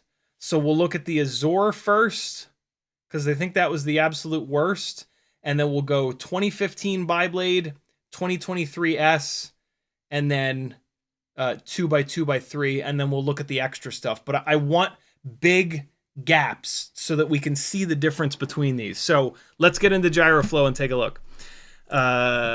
Share my screen here. Okay, so 2035, the Azures. This should be the worst. I'm going to make sure that I pick the onboard flight file that has the gyro data. All right, so this should be a nightmare. We're going to take off, and I'm going to do one big full throttle blast, which is, oh boy, yeah, it's a, yeah, so okay, that's exactly what I wanted to see. So that was a full throttle blast. That's a given. Now I'm going to ramp the throttle up slowly. Oh, wow. It starts freaking out really early. Okay, so again, ramping the throttle up slowly, and it's just almost the whole time. Did I do it again? I did not do it again. Okay, so that is obviously like really, really nasty. Now we're going to go to the 2015. Unfortunately, I tested the 2015 yesterday before I was doing this slow throttle ramp up thing. And so this is probably not going to be as good of a representation, but let's just see real quick. On all of these, I'm doing a big throttle blast early right here when the battery is fully charged. That is always going to make it go crazy because I'm going immediately to full throttle. Hopefully I've ramped the throttle up at some point. I am kind of ramping the throttle up a little bit there, and it is freaking out. This is pretty bad. It's not as bad as the Azor, though. The Azor was almost constant. Those are full throttle stabs. I can tell because I'm jumping up in the air. Come on, ramp the throttle in. Yesterday, me. Whew, it is pretty bad. Yeah, okay. They're almost as bad as the Azors. Now let's go to the 2023 S's. Again, I flew these yesterday. I might not have like a nice slow full throttle ramp. But let's just take a look. This is going to be a full throttle punch. They're going to go bananas. That's normal. Now it's pretty smooth, though. See that? See how it's not freaking out? I'm starting to increase the throttle a little bit. So this is what I was flying in Portland. These aren't bad. Oh, that was a good one. A big power loop. Ready? Ramp the throttle, ramp the throttle. Just at the last second, it started to freak out. Right there. Right at that last second. More. Bang. So the 2023 is probably giving me, I don't know, maybe 60, 70% throttle before the RPM goes so high that the vibrations make it go banana pants. Cool. So I hope you could see that the 2023 S was obviously better than the 2015 and the Azor. Now, I haven't done this yet. Now, let's go straight to the 2x2x3. And I don't know why I have two flight files. Is this... I think this is from yesterday as well. I might not have that nice, slow, full throttle ramp, but let's see. Here comes the full throttle blast. Way better, right? Way better. Still a mess, but it was full throttle the whole time. And now look at this. Look how smooth this is. See, I buried the nose. Okay, so when I bury the nose here, the throttle has to come up. Look how high the horizon line is. This is a lot of throttle here, and it's perfectly smooth, yo. And then right at the end it wiggles because I went full throttle. Right, I'm low elevation. I want to give myself a little jump, and so I just did a little full throttle blast there, and that's when it freaked out. But look at the horizon buried. Look how much nose down I've got, and it's perfectly smooth. So yeah, these T 2x2x3s are significantly better. Look how smooth a lot of this is. And then every single time I go full throttle, you get that little jumpiness. These are way better. I wish that I'd had these on for Portland. I wish I'd had these props on, and I wish I'd realized that all I needed to do was not go full throttle. When I got to the top of that rock in Portland, there was no reason for me to go full throttle before I dove down it. But it's just what we do, right? Like when we're about to split S, we go full throttle. And so even on this hard-mounted setup, I could just run these T 2x2x3 propellers and pull a throttle limit down to like 80%, and it would probably never freak gyro flow out. That is really cool. Let's keep going. Let's look at the T 2x2.2x3. This looked like it was a little bit better balanced than the GemFan 2023S, but it's definitely not as well balanced as the 2x2x3 that we just looked at. On this one, I did not do a full throttle stab. I ramped the throttle up all the way to full. So here comes a 0 to full throttle ramp slow, a slow ramp. And you can see there it goes to hell. And so 20, 30, 40, 50, 60, maybe at like 60%, it starts to go nutso. And now let's see, ramping it up slowly, and there it starts, right? And so we got a little bit here. We got like probably to 50 or 60% throttle before it started going nuts. Much worse than the T 2x2x3s though, right? Like you can definitely see that these are not as well balanced, which the black box logs backed up. Look how smooth this is, though, and I'm putting the nose down pretty good. So these are definitely better balanced than the GemFan 2023S's. That looks really good. No nonsense. There it was, right at the end there. We got some nonsense. On these passes, I'm slowly increasing the throttle. And you can see when I do a full throttle stab, we get a moment of which I don't think we're ever going to get around. I don't think that on a 2-inch rig at full throttle we're ever going to, maybe with the soft mounting. The ND filter is not going to help at all with this. All right, what else we got? So we already looked at the Azure. We looked at the 2023S. Oh, here's the old school 2023, which I don't have a black box log of yet. But let's see what we can... I think these did not feel great. But let's see. That is a full throttle blast, so it makes sense. Now we're going to do a throttle ramp. Here we go. 10, 20, 30, 40. Okay, that's pretty bad. 20, 30. Okay, yeah. So the old school 2023s are no good. That's pretty nasty. Yeah, no, that's bad. Old school 2023s are a no-go. Old school HQ 2 by 2.5 by 3. This is an old, really heavy... this is a propeller that looks like the old school 5 by 4.3. It's basically just a scaled down HQ 5 by 4.3. It's that old school setup. These did not feel great either, but let's take a look. So again, this is going to be a full throttle blast, so it's going to be nasty. I was doing these full throttle blasts to get RPM, which we can look at in a minute. Now we're going to do a ramp. That's getting nasty pretty early. These felt like they were not very well balanced. Old props never are. And so, yeah, these are pretty bad as well. So, very, very cool. Very, very obvious which between the black box logs and gyro flow. Super obvious which props are and which props are not well balanced. Again, the well balanced thing you only need if you're going to try to do cinematic flying with something like this. On this analog Max Frames M2, on these 1202.5s, I tested a bunch of different propellers. And I actually really liked the old school. They actually still have screws in them.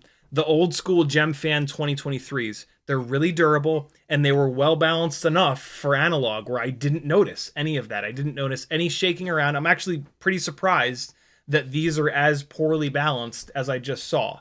Because on this analog freestyle rig, I never noticed it. These felt better balanced than some of the other propellers. And so, again, the whole prop balance thing, yes, it matters across the board. And, like, running these T 2x2x3s is kind of a great idea because they're pitchy enough. They're not super pitchy. They're incredibly well balanced. I don't know how the durability is. If they're not durable, that's kind of a deal breaker. These Gemfan 2023s are definitely durable. And so for, like, a freestyle basher... These are still a great choice, but these HQs are what I'm going with on pretty much everything at this point because them being better balanced is going to allow me to push the tune farther, and it's going to allow me to get better efficiency, and if I want to do cinematic flying, they're there, they're ready to go. I'm going to get used to them, right? I'm going to keep flying these propellers on all of the 2-inch rigs, so I'm going to get used to the way that they fly. But yeah, like I said, if they're not as durable as the Gemfans, then on an analog basher, I'm not going to go with them. I'm going to go with the more durable prop that on an analog rig that you're not flying cinematic, you'll never know if they're wobbling around a little bit, right? So last but not least, how much pitch do these actually have? The manufacturers will put a pitch number. You've got you've got 3 numbers for HQ propellers, 2 numbers for Gemfans. This guy is a Gemfan 2023. 2023.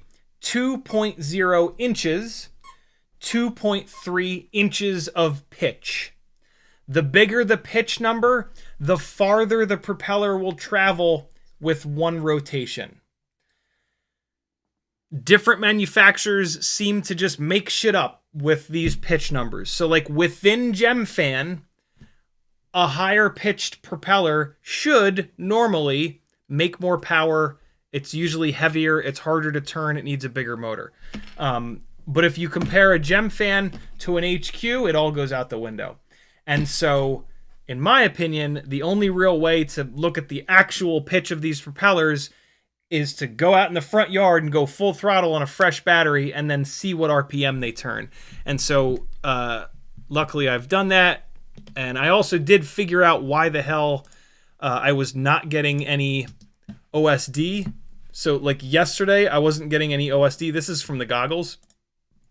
I just had to turn off and on the seems insane, but I had to turn off and on the function in the menus that says clean DVR versus DVR with OSD. I had it set properly, but when I turned it off and then back on, magically I had OSD. So I don't know what that's about, but there is now OSD on a bunch of these files. So this is the 2 by 2.2 by 3.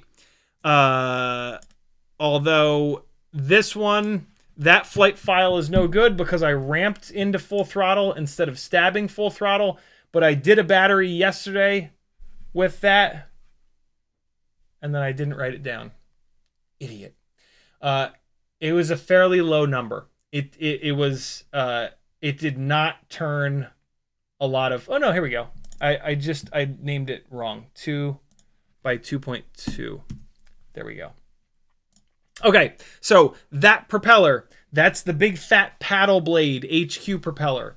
That propeller turned 38,300 RPM. The HQT 2 by 2 by 3, the propeller I'm going to be moving to, turned 43,000 RPM.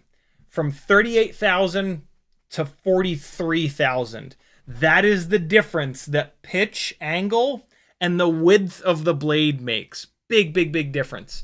I also tested the GemFan 2023S, and that propeller turned 50,000 RPM.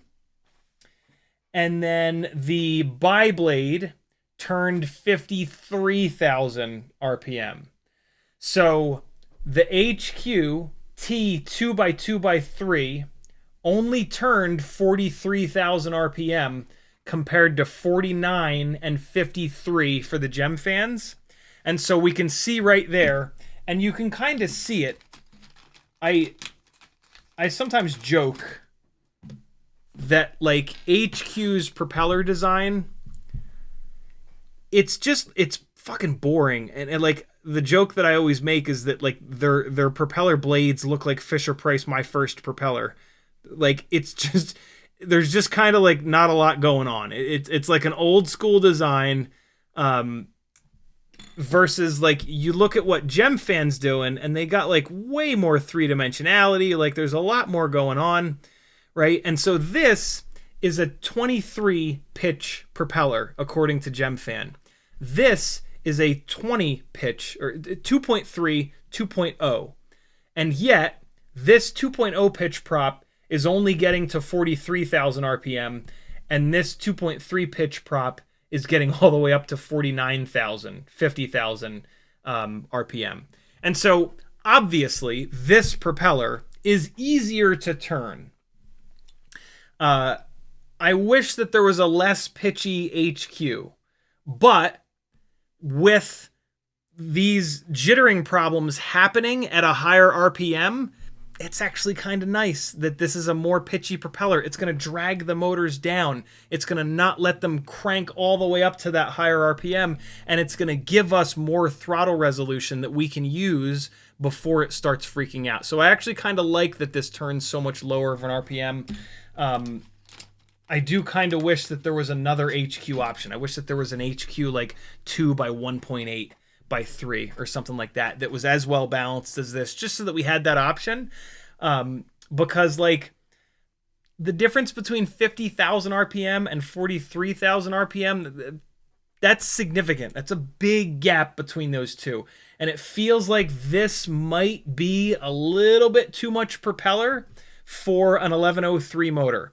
And an 1103 is a pretty big motor. Like that's for 2-inch. Like this is a, yeah, 1202 and a half would probably do better with this.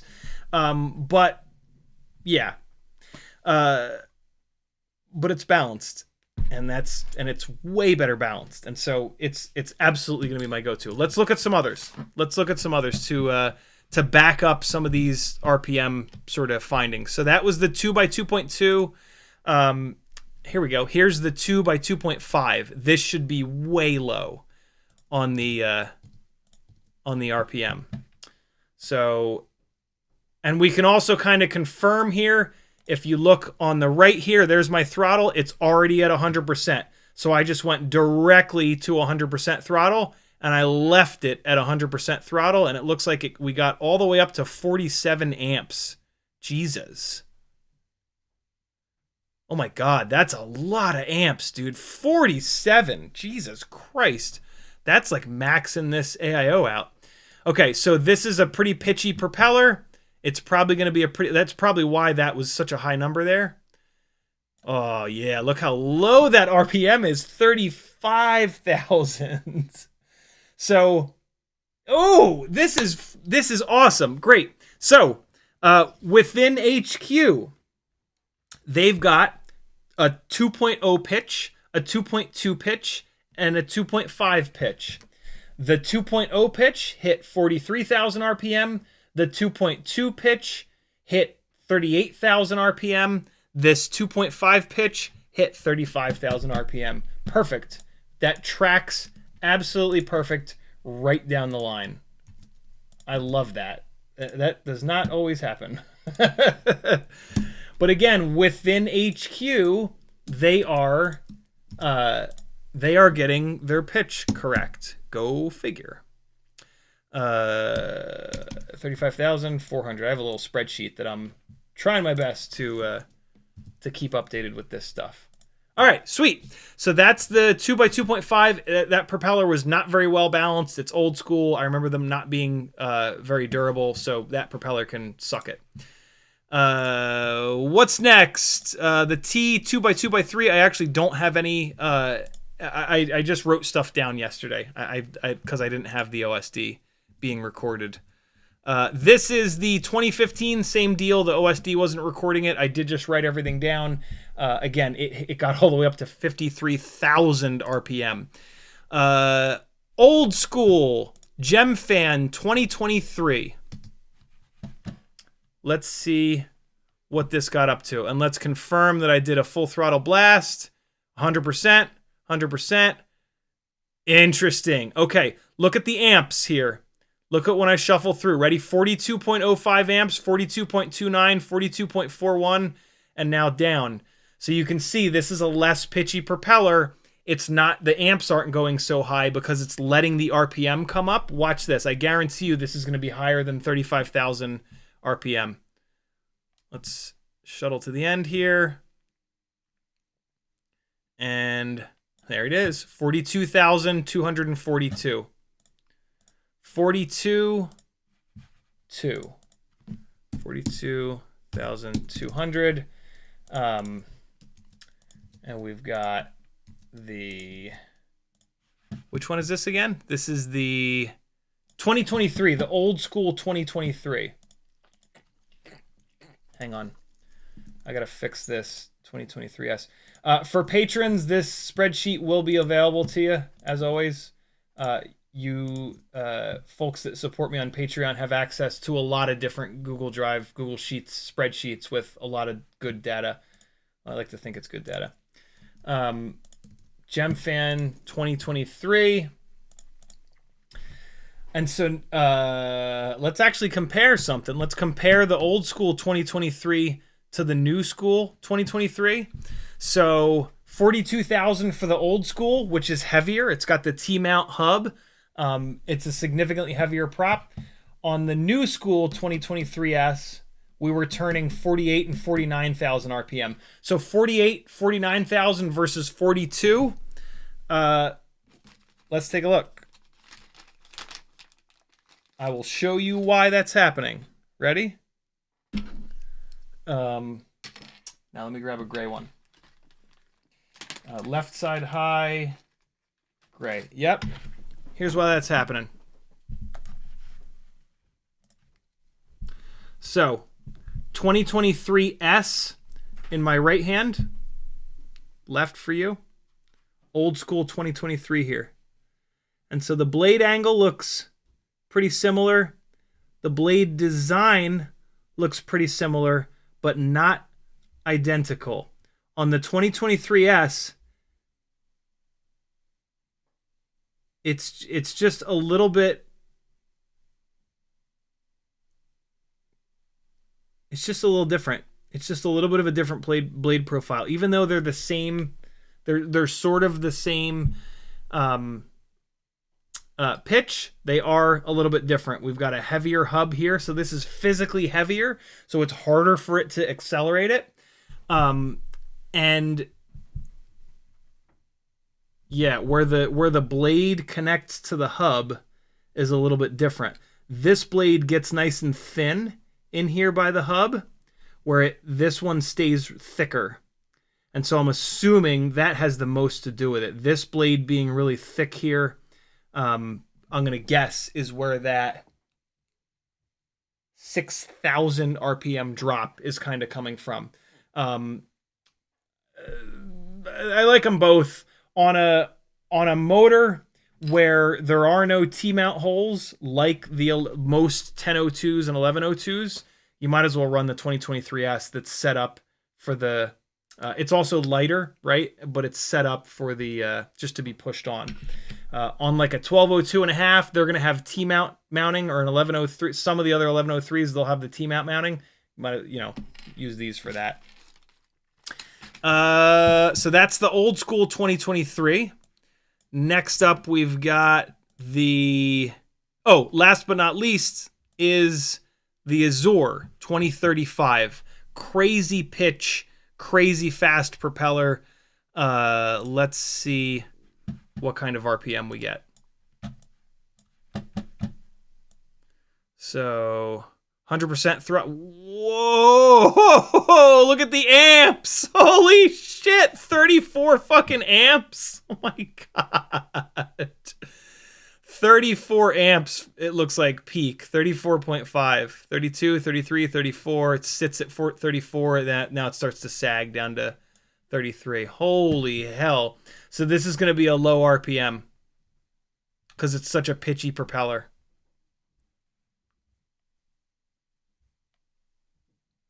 $50,000? What? That's weird. Okay. I did not expect that. 50,000. Okay, fair enough. That's actually kind of cool. So, Azure is a propeller company who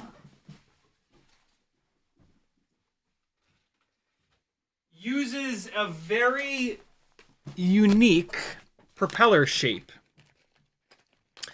And one thing that I've always heard about Azure propellers is that this blade shape is very efficient, which is one of the big reasons that I went with these on the live broadcast stuff. I needed a lot. These are very pitchy propellers, and they're very efficient, and that's exactly what I wanted on those builds. And so this propeller, even though it is very pitchy, it's also very efficient. And like, if you look at the blade angle, it's not like that pitchy. Even though it says that the pitch is 2035, that 3.5, that's a lot of pitch. It doesn't have like a big wide paddle blade like the 2x2.2s. And it doesn't have a horrendous amount of blade angle. It's making a lot of power because the amps are going bananas, right? Like, it's pulling pretty high amp numbers. So it is making a good amount of power, but it's doing it in an efficient way, and it's aerodynamic enough where it's able to spin all the way up to... I'm kind of shocked that it got to 50,000 RPM. That's really high. 50,000 RPM. And this is the Azure 2035. That's pretty cool. So it turned the same RPM as the GemFan 2023 S's. They also got to 49, 48, 50,000 RPM. And then the only prop that got higher was the Biblade. The Biblade got all the way up to 53,000 RPM. But the rest of these were down like in the 30s and in the 40s. And it tracks pretty well. We've got HQ T2x2, which did basically 43,000. The T2x2.2, which did 30, went from 42, 43 down to 38. And then the 2.5 pitch drops all the way down to 35. And then the GemFan 2023, the old school one, is 42,000. The new school one is 50,000. And then the Azure 2035 got up to 50. I really wish that these Azures were better balanced, because that's impressive that a propeller with this much pitch, 35 pitch, is still aerodynamic enough to turn those high RPMs. Although we don't want those high RPMs, right? Because that's where a lot of the gyro flow chaos is happening.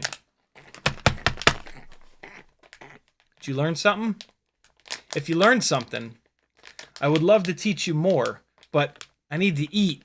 CiottiFPV.com has a ton of different ways that you can support me.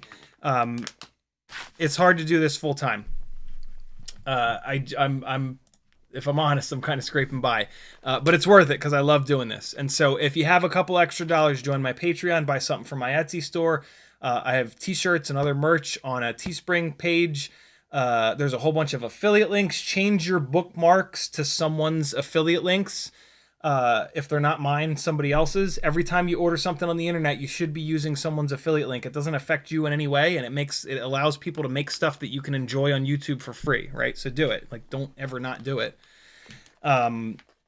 Yeah, support me, and I'll keep teaching you shit, and we'll keep refining these damn things to make them fly properly.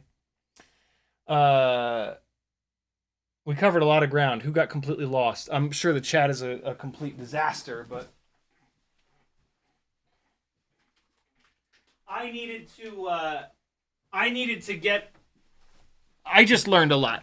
And I needed to do all that right along with you guys. I thought that I would have more time to kind of dive into that today, but of course, you know, families require running around and whatnot, which is, I love doing that as well. But yeah, good Lord, that's a lot. But a lot of good stuff, and a clear, in my opinion, winner in the 2-inch prop dealio.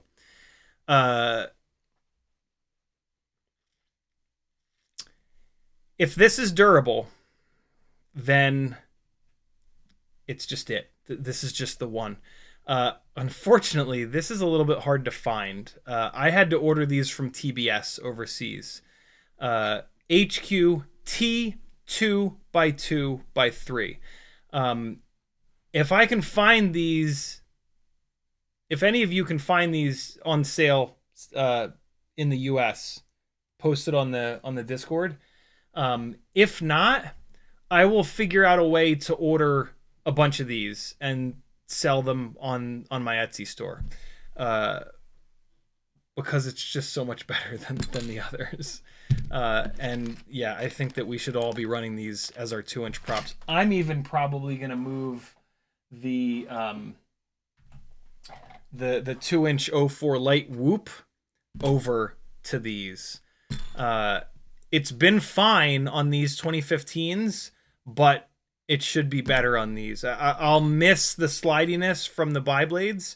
I'm definitely going to test it on these guys. I'm certainly going to compare it. We'll see. We'll see. Some of the problems with that thing may have been from those 2015s being a little bit out of balance. But they're still balanced pretty good. There's some of the better balanced ones. All right, let me try to get caught up on chat. It is 8:59. Holy hell.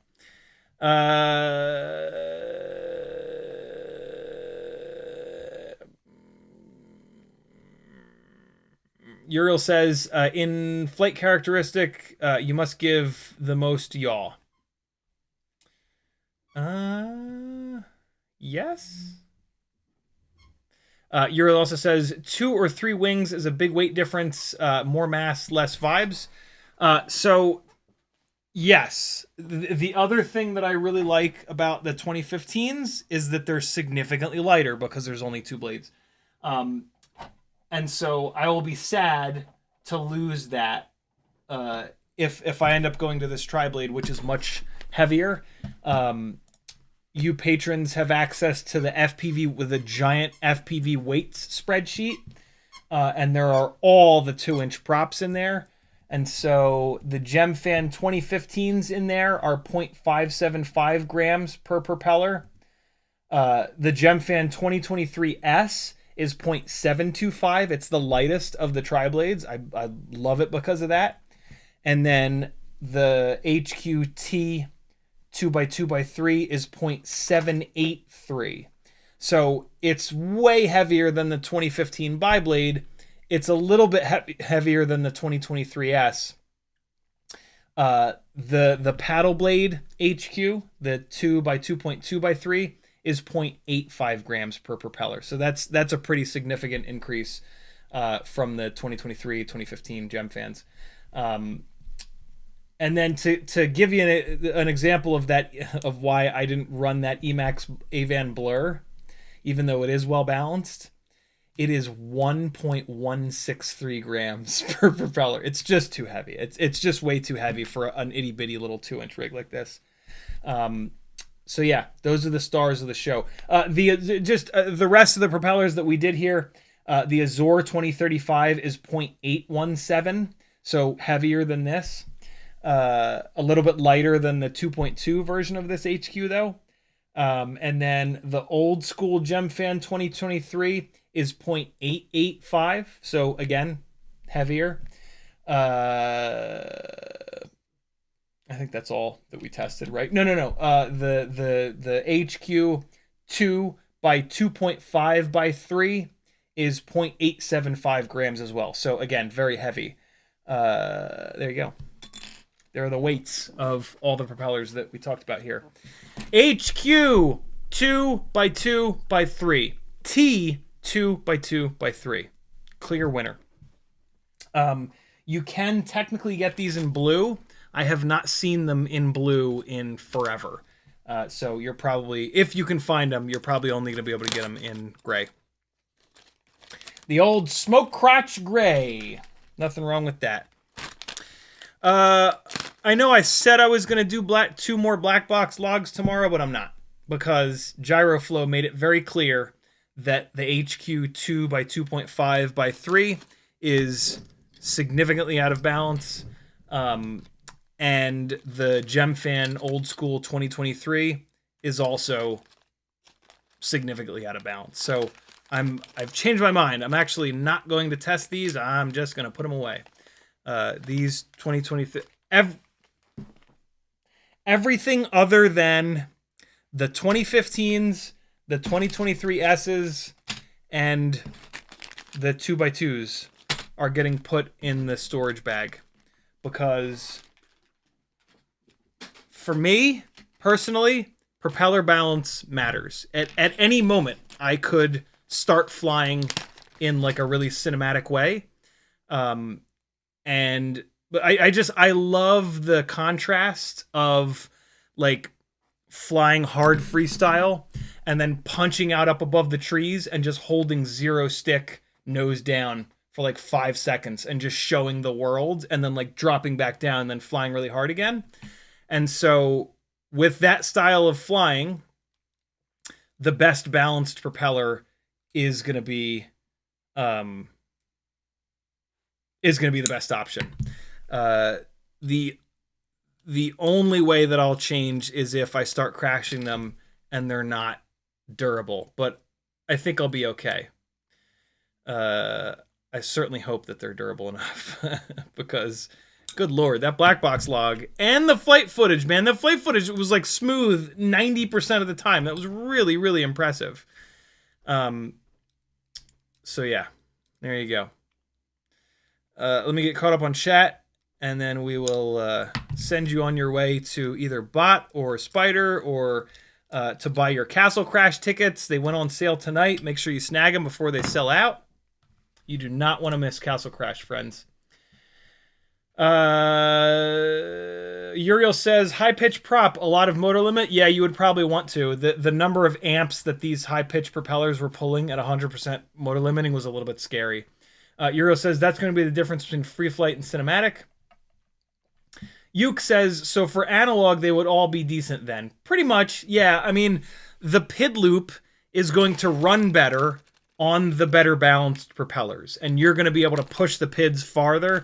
So you will get slightly better flight characteristics on the HQ props if you're someone that pushes your PIDs to the absolute limit of what's possible. I don't. I turn the PIDs up a little bit. I wait until it starts making noise. I back them off a good amount to give myself a good chunk of headroom. So for me, I could pretty easily run on an analog build. I could keep running these 2023s, which I actually might, because like they're fine and they're really durable. And yeah, it's analog. It's whatever. So yeah, there you go. On an analog rig, most of these props would be decent. Thrash says, ever shot any shows with lasers like a rave? Would that burn out the camera on an 04? 100% it will. I have not flown a concert that has had a significant amount of lasers, though, like a lot of these EDM concerts now. If you ever fly a show that is going to have lasers, you need to talk to whoever's in charge of the lasers to ask them where the safe zone is. They build a safe zone above the crowd so they don't blind people, because those lasers are unbelievably strong nowadays. And so there's a safe zone at the crowd level, and so you need to ask them how high, how many feet do you have above the crowd level to fly in that safe zone. Hopefully, they will almost always. So there'll be the crowd, and then there'll be a safe zone gap, and then there'll be a danger zone of lasers, and then usually there'll be another safe zone up here somewhere, and you need to talk to them about that, because one pass with one of those high-powered lasers across damn near any of these cameras will burn the sensor like that. And like you'll be able to fly home, but that camera's donezo. So yeah, that's a real thing. You got to ask them where the safe zone is. It's super important. The guys that fly lots of those shows have gotten really good at staying in those safe zones. And like going between them when the lasers shut off, but it's when they try to transit from like the usually, like I said, there's a high and a low safe zone. If they try to transit between the two and the lasers come back on real quick, it'll blow the sensor up real quick. Somatic Cinema, who flies most of the Red Rock shows, I think he said he was pretty happy that he's only had one camera get killed thus far this year. I think last year he had a bunch of cameras get killed by lasers. It's a real thing. Yuke says, what props did you use on the 1S build? Which 1S build? Newborn says, could adjusting TPA in Betaflight affect or benefit this vibe situation? Probably not, but maybe a little bit. We were looking at, in the black box logs, we were looking at gyro scaled data. The tune on this thing is good enough that I'll give you an example. What's one of the bad ones that we looked at? I don't even have a file for that. This is one of the medium of the road ones. This is, where the hell is it? Here it is. Here it is. These are the big paddle bladed 2x2.3s, right?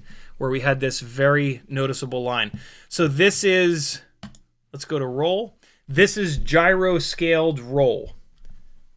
This is post filters. This is after the PID loops filters have crushed things. And it's clean. There's nothing here. And so This means that TPA would not have helped because the current TPA that it has, along with the other filtering, is completely crushing everything. And so if we went in here and looked at the post filtering, wow, there's nothing. I turned the amplitude all the way up and there's still nothing. Hold on. Let me look at one of the really noisy ones. Here are the Azores.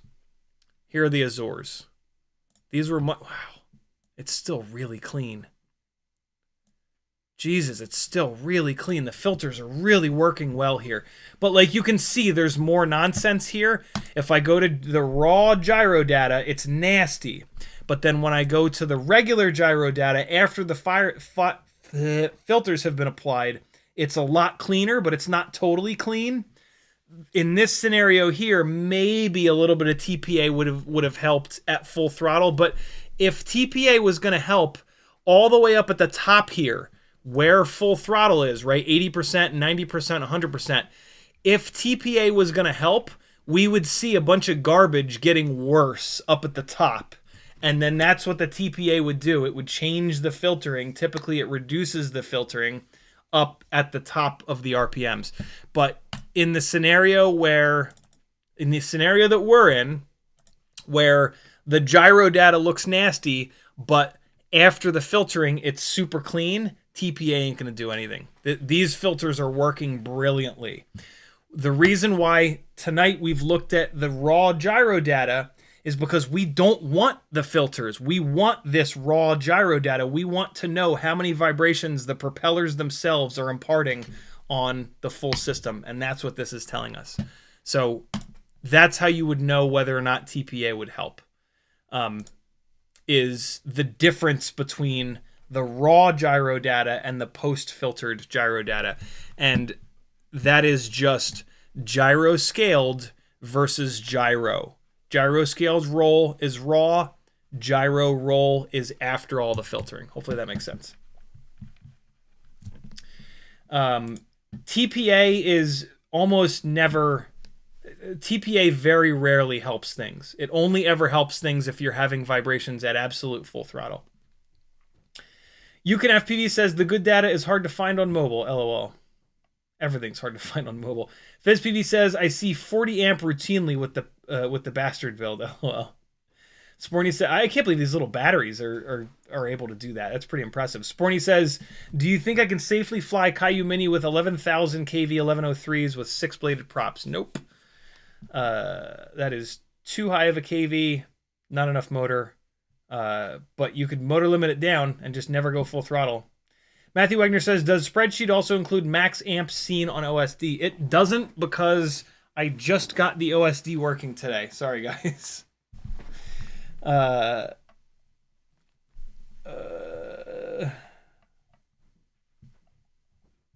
Breezy Does says, say you have a drone where you could shave off 20 grams for a sub 250. Would you rather add extra battery weight or motor weight if you could? Is it all relative to the experience you want? 100% relative to the experience you want. Extra battery weight for longer run times or more? Nope, just longer run times. Longer run times and slightly less battery sag is what you're going to get from adding battery weight.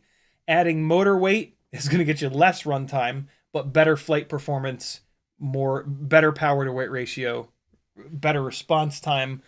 So yeah, totally different experience adding one versus the other. FPV Toast says, CiottiFPV has the T 2x2x3 blue in stock. Love it. Love it. Love it. I do have a CiottiFPV affiliate link. Please use it, friends. J8R2T says, what do you think about the HQ 2x1.6x3 or the Emax Avon 2x1.9? So we talked about the Emaxes. They are way too heavy. HQ 2x1.6. 2x1.6. I thought I had all the propellers. I've got a 2x1.5. HQ 2x1.6x3.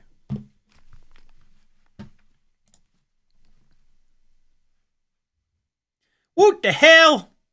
So that's a 2.2 by 1.6. So that won't work.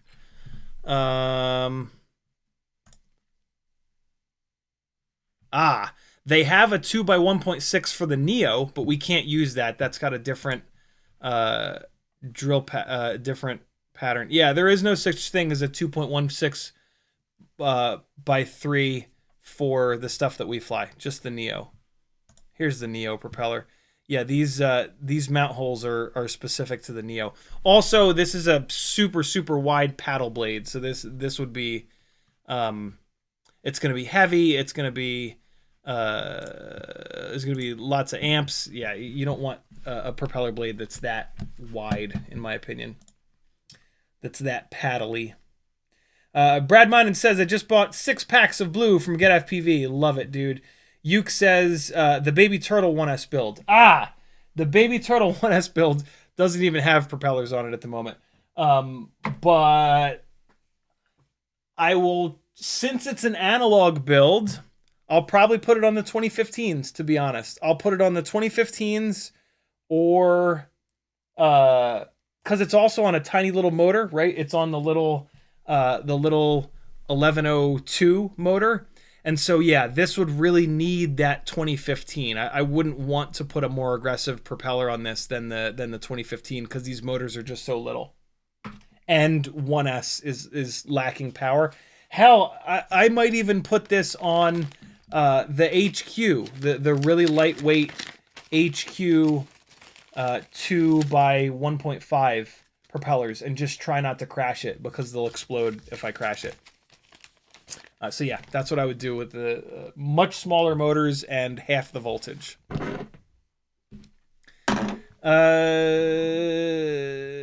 Brad Monden says, you missed Emperor just above. FPV Emperor put a comma after CiottiFPV, so it didn't highlight in orange.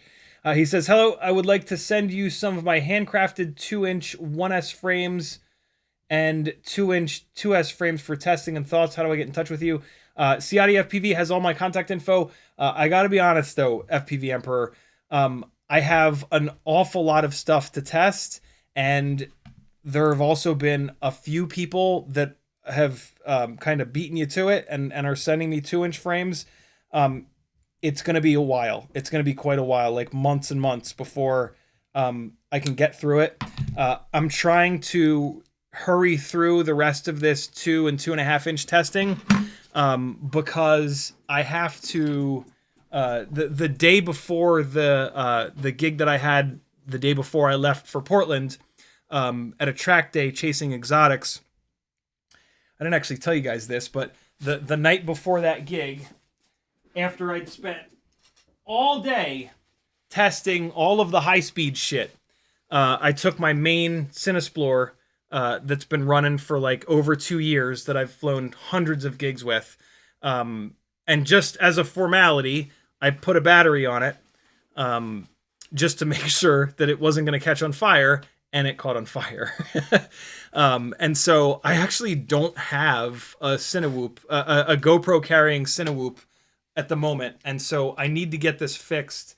I've decided that, so this is on the Cinesplore V1 frame. I'm going to pull it out of this frame, and I'm finally going to do the V2 Cinesplore build. So I just, and then I've also got 2 5-inch rigs waiting for some love.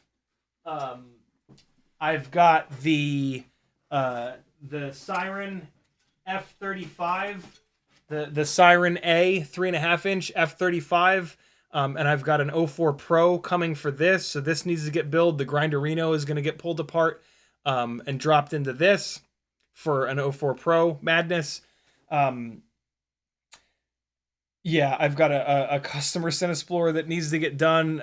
I've got an incredible list of work that, I mean, this whole 4x4 rack is filled up with unfinished work.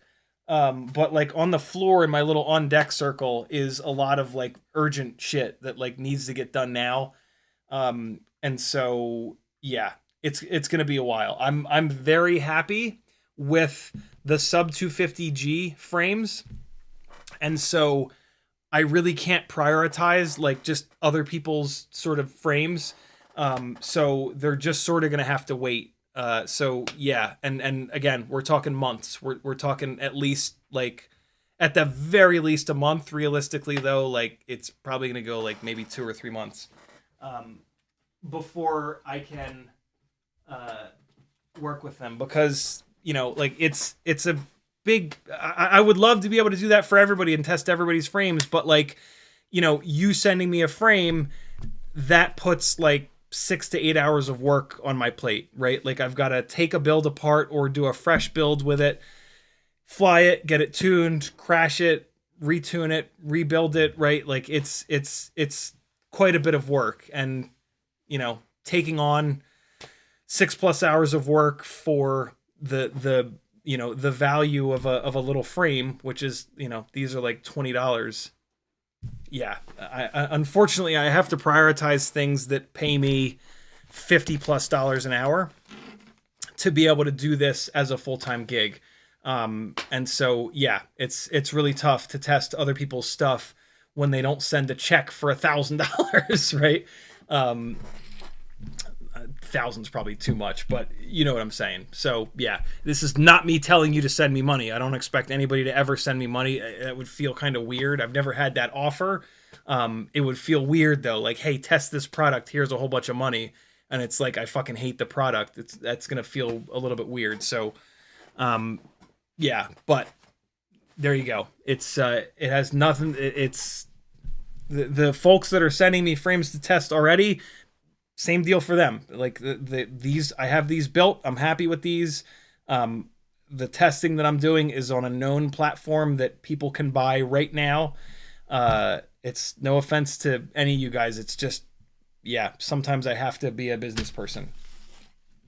I hate it, but that is the problem with running your own business, is that you it's all fucking rainbows and flowers at first, and you're like, this is great, I can do all the things that I love doing the most, and then yeah, you realize that you actually have to prioritize the things that pay you the most, until you're a big superstar with 10 million subscribers, and then you can do whatever the hell you want again. But I'm far from that. Yuke says, thank you, that's what I'll get then. Raptor says, did the 2x2x3 provide better stabilizing results? Yep, just watch the stream, we dove into it. Sporty says, and if we send you full drones, if you send a full drone, it's way less work, obviously, right? And so yeah, it'll take a lot less time for me to get to it, but I still kind of have to prioritize a lot of this other stuff. So like, if you send me a full working built drone, it's still at least a couple of hours of work. And so like, if I'm in a period where I'm pretty free, I might be able to jump right on it, or it might take a few weeks. So yeah, it's tough. It's tough. I knew that doing this full time would require some kind of tough decisions. I didn't quite know that it would happen this often, but it's okay. I'm still very, very, very lucky to be able to do this and survive. And like I always say, I will keep rocking this until the fucking wheels fall off. Because I could be gone tomorrow. I could step off the curb tomorrow and get mowed down by a dump truck, and like, if this is what I was doing as a career when that happened, that's pretty good. That's a pretty good way to go out. So here we are. Thanks for hanging, friends. On that somber note, thanks for hanging, people. I hope you learned a lot. I certainly did. I am thrilled that these propellers performed so much better than all of the others, because the results that I had from this itty bitty little thing in Portland were really decent on a propeller that is significantly worse than these. So even just moving this over to these propellers is a massive improvement. I'm hoping that one of you 3D printing ninjas can help me modify this mount, which I posted the STL file to over on my Discord, which is linked from CiottiFPV.com. It is HD Baby Turtle V6.1 Ant STL. About an hour and a half ago in this live stream, I held this up and I talked about the subtle little changes that need to be made to it. And so, yeah, if you're interested, if you're really good at modifying 3D print designs, hit me up on Discord or wherever, and I'll give you a shout out, and we'll get hopefully a really nice mount set up for this with a little bit of soft mounting, with the ability to run an ND filter that'll work on 2 frames that right now you can't buy. But I'm going to beat on sub 250 to see if he's willing to bring these 2 frames back to cncdrones.com. Cool. Thanks for hanging, people.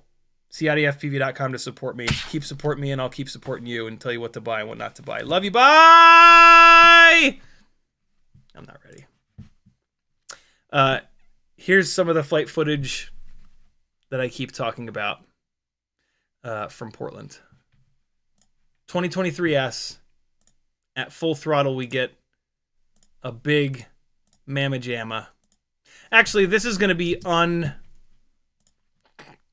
unstabilized. Here comes some unstabilized flight footage from this little baby turtle. From the coolest city. Might be the coolest city I've ever been to, actually. Maggie and I are absolutely smitten with Portland right now. Love you, bye! See you guys Sunday.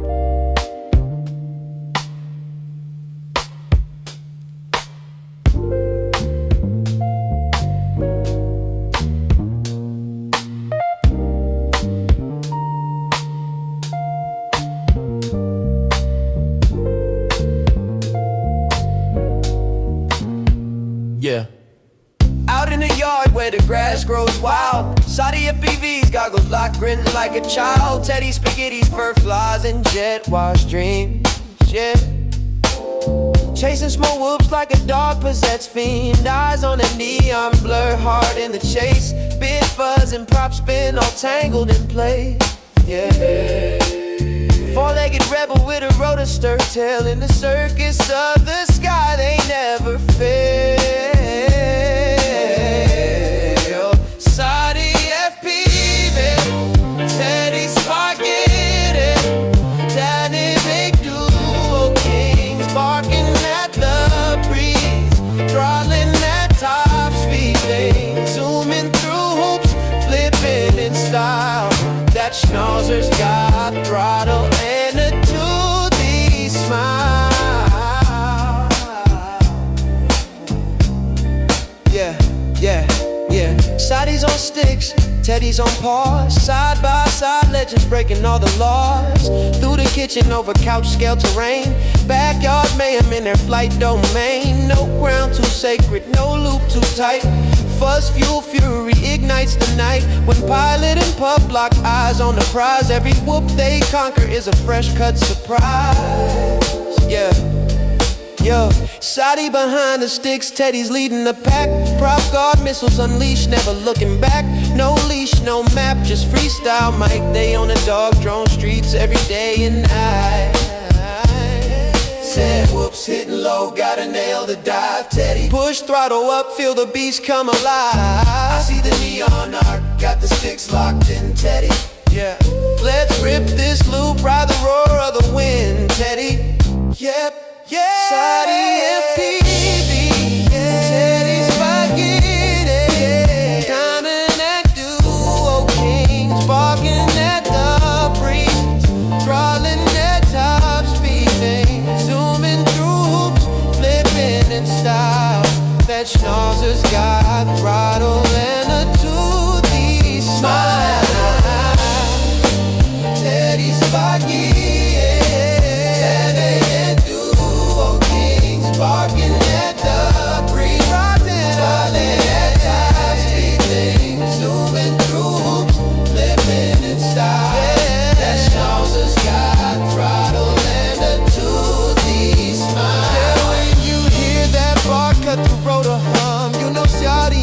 mission's just begun. FPV's fur-faced legends, legends sing it loud. Yeah, Teddy, Spaghetti, and CiottiFPV always proud.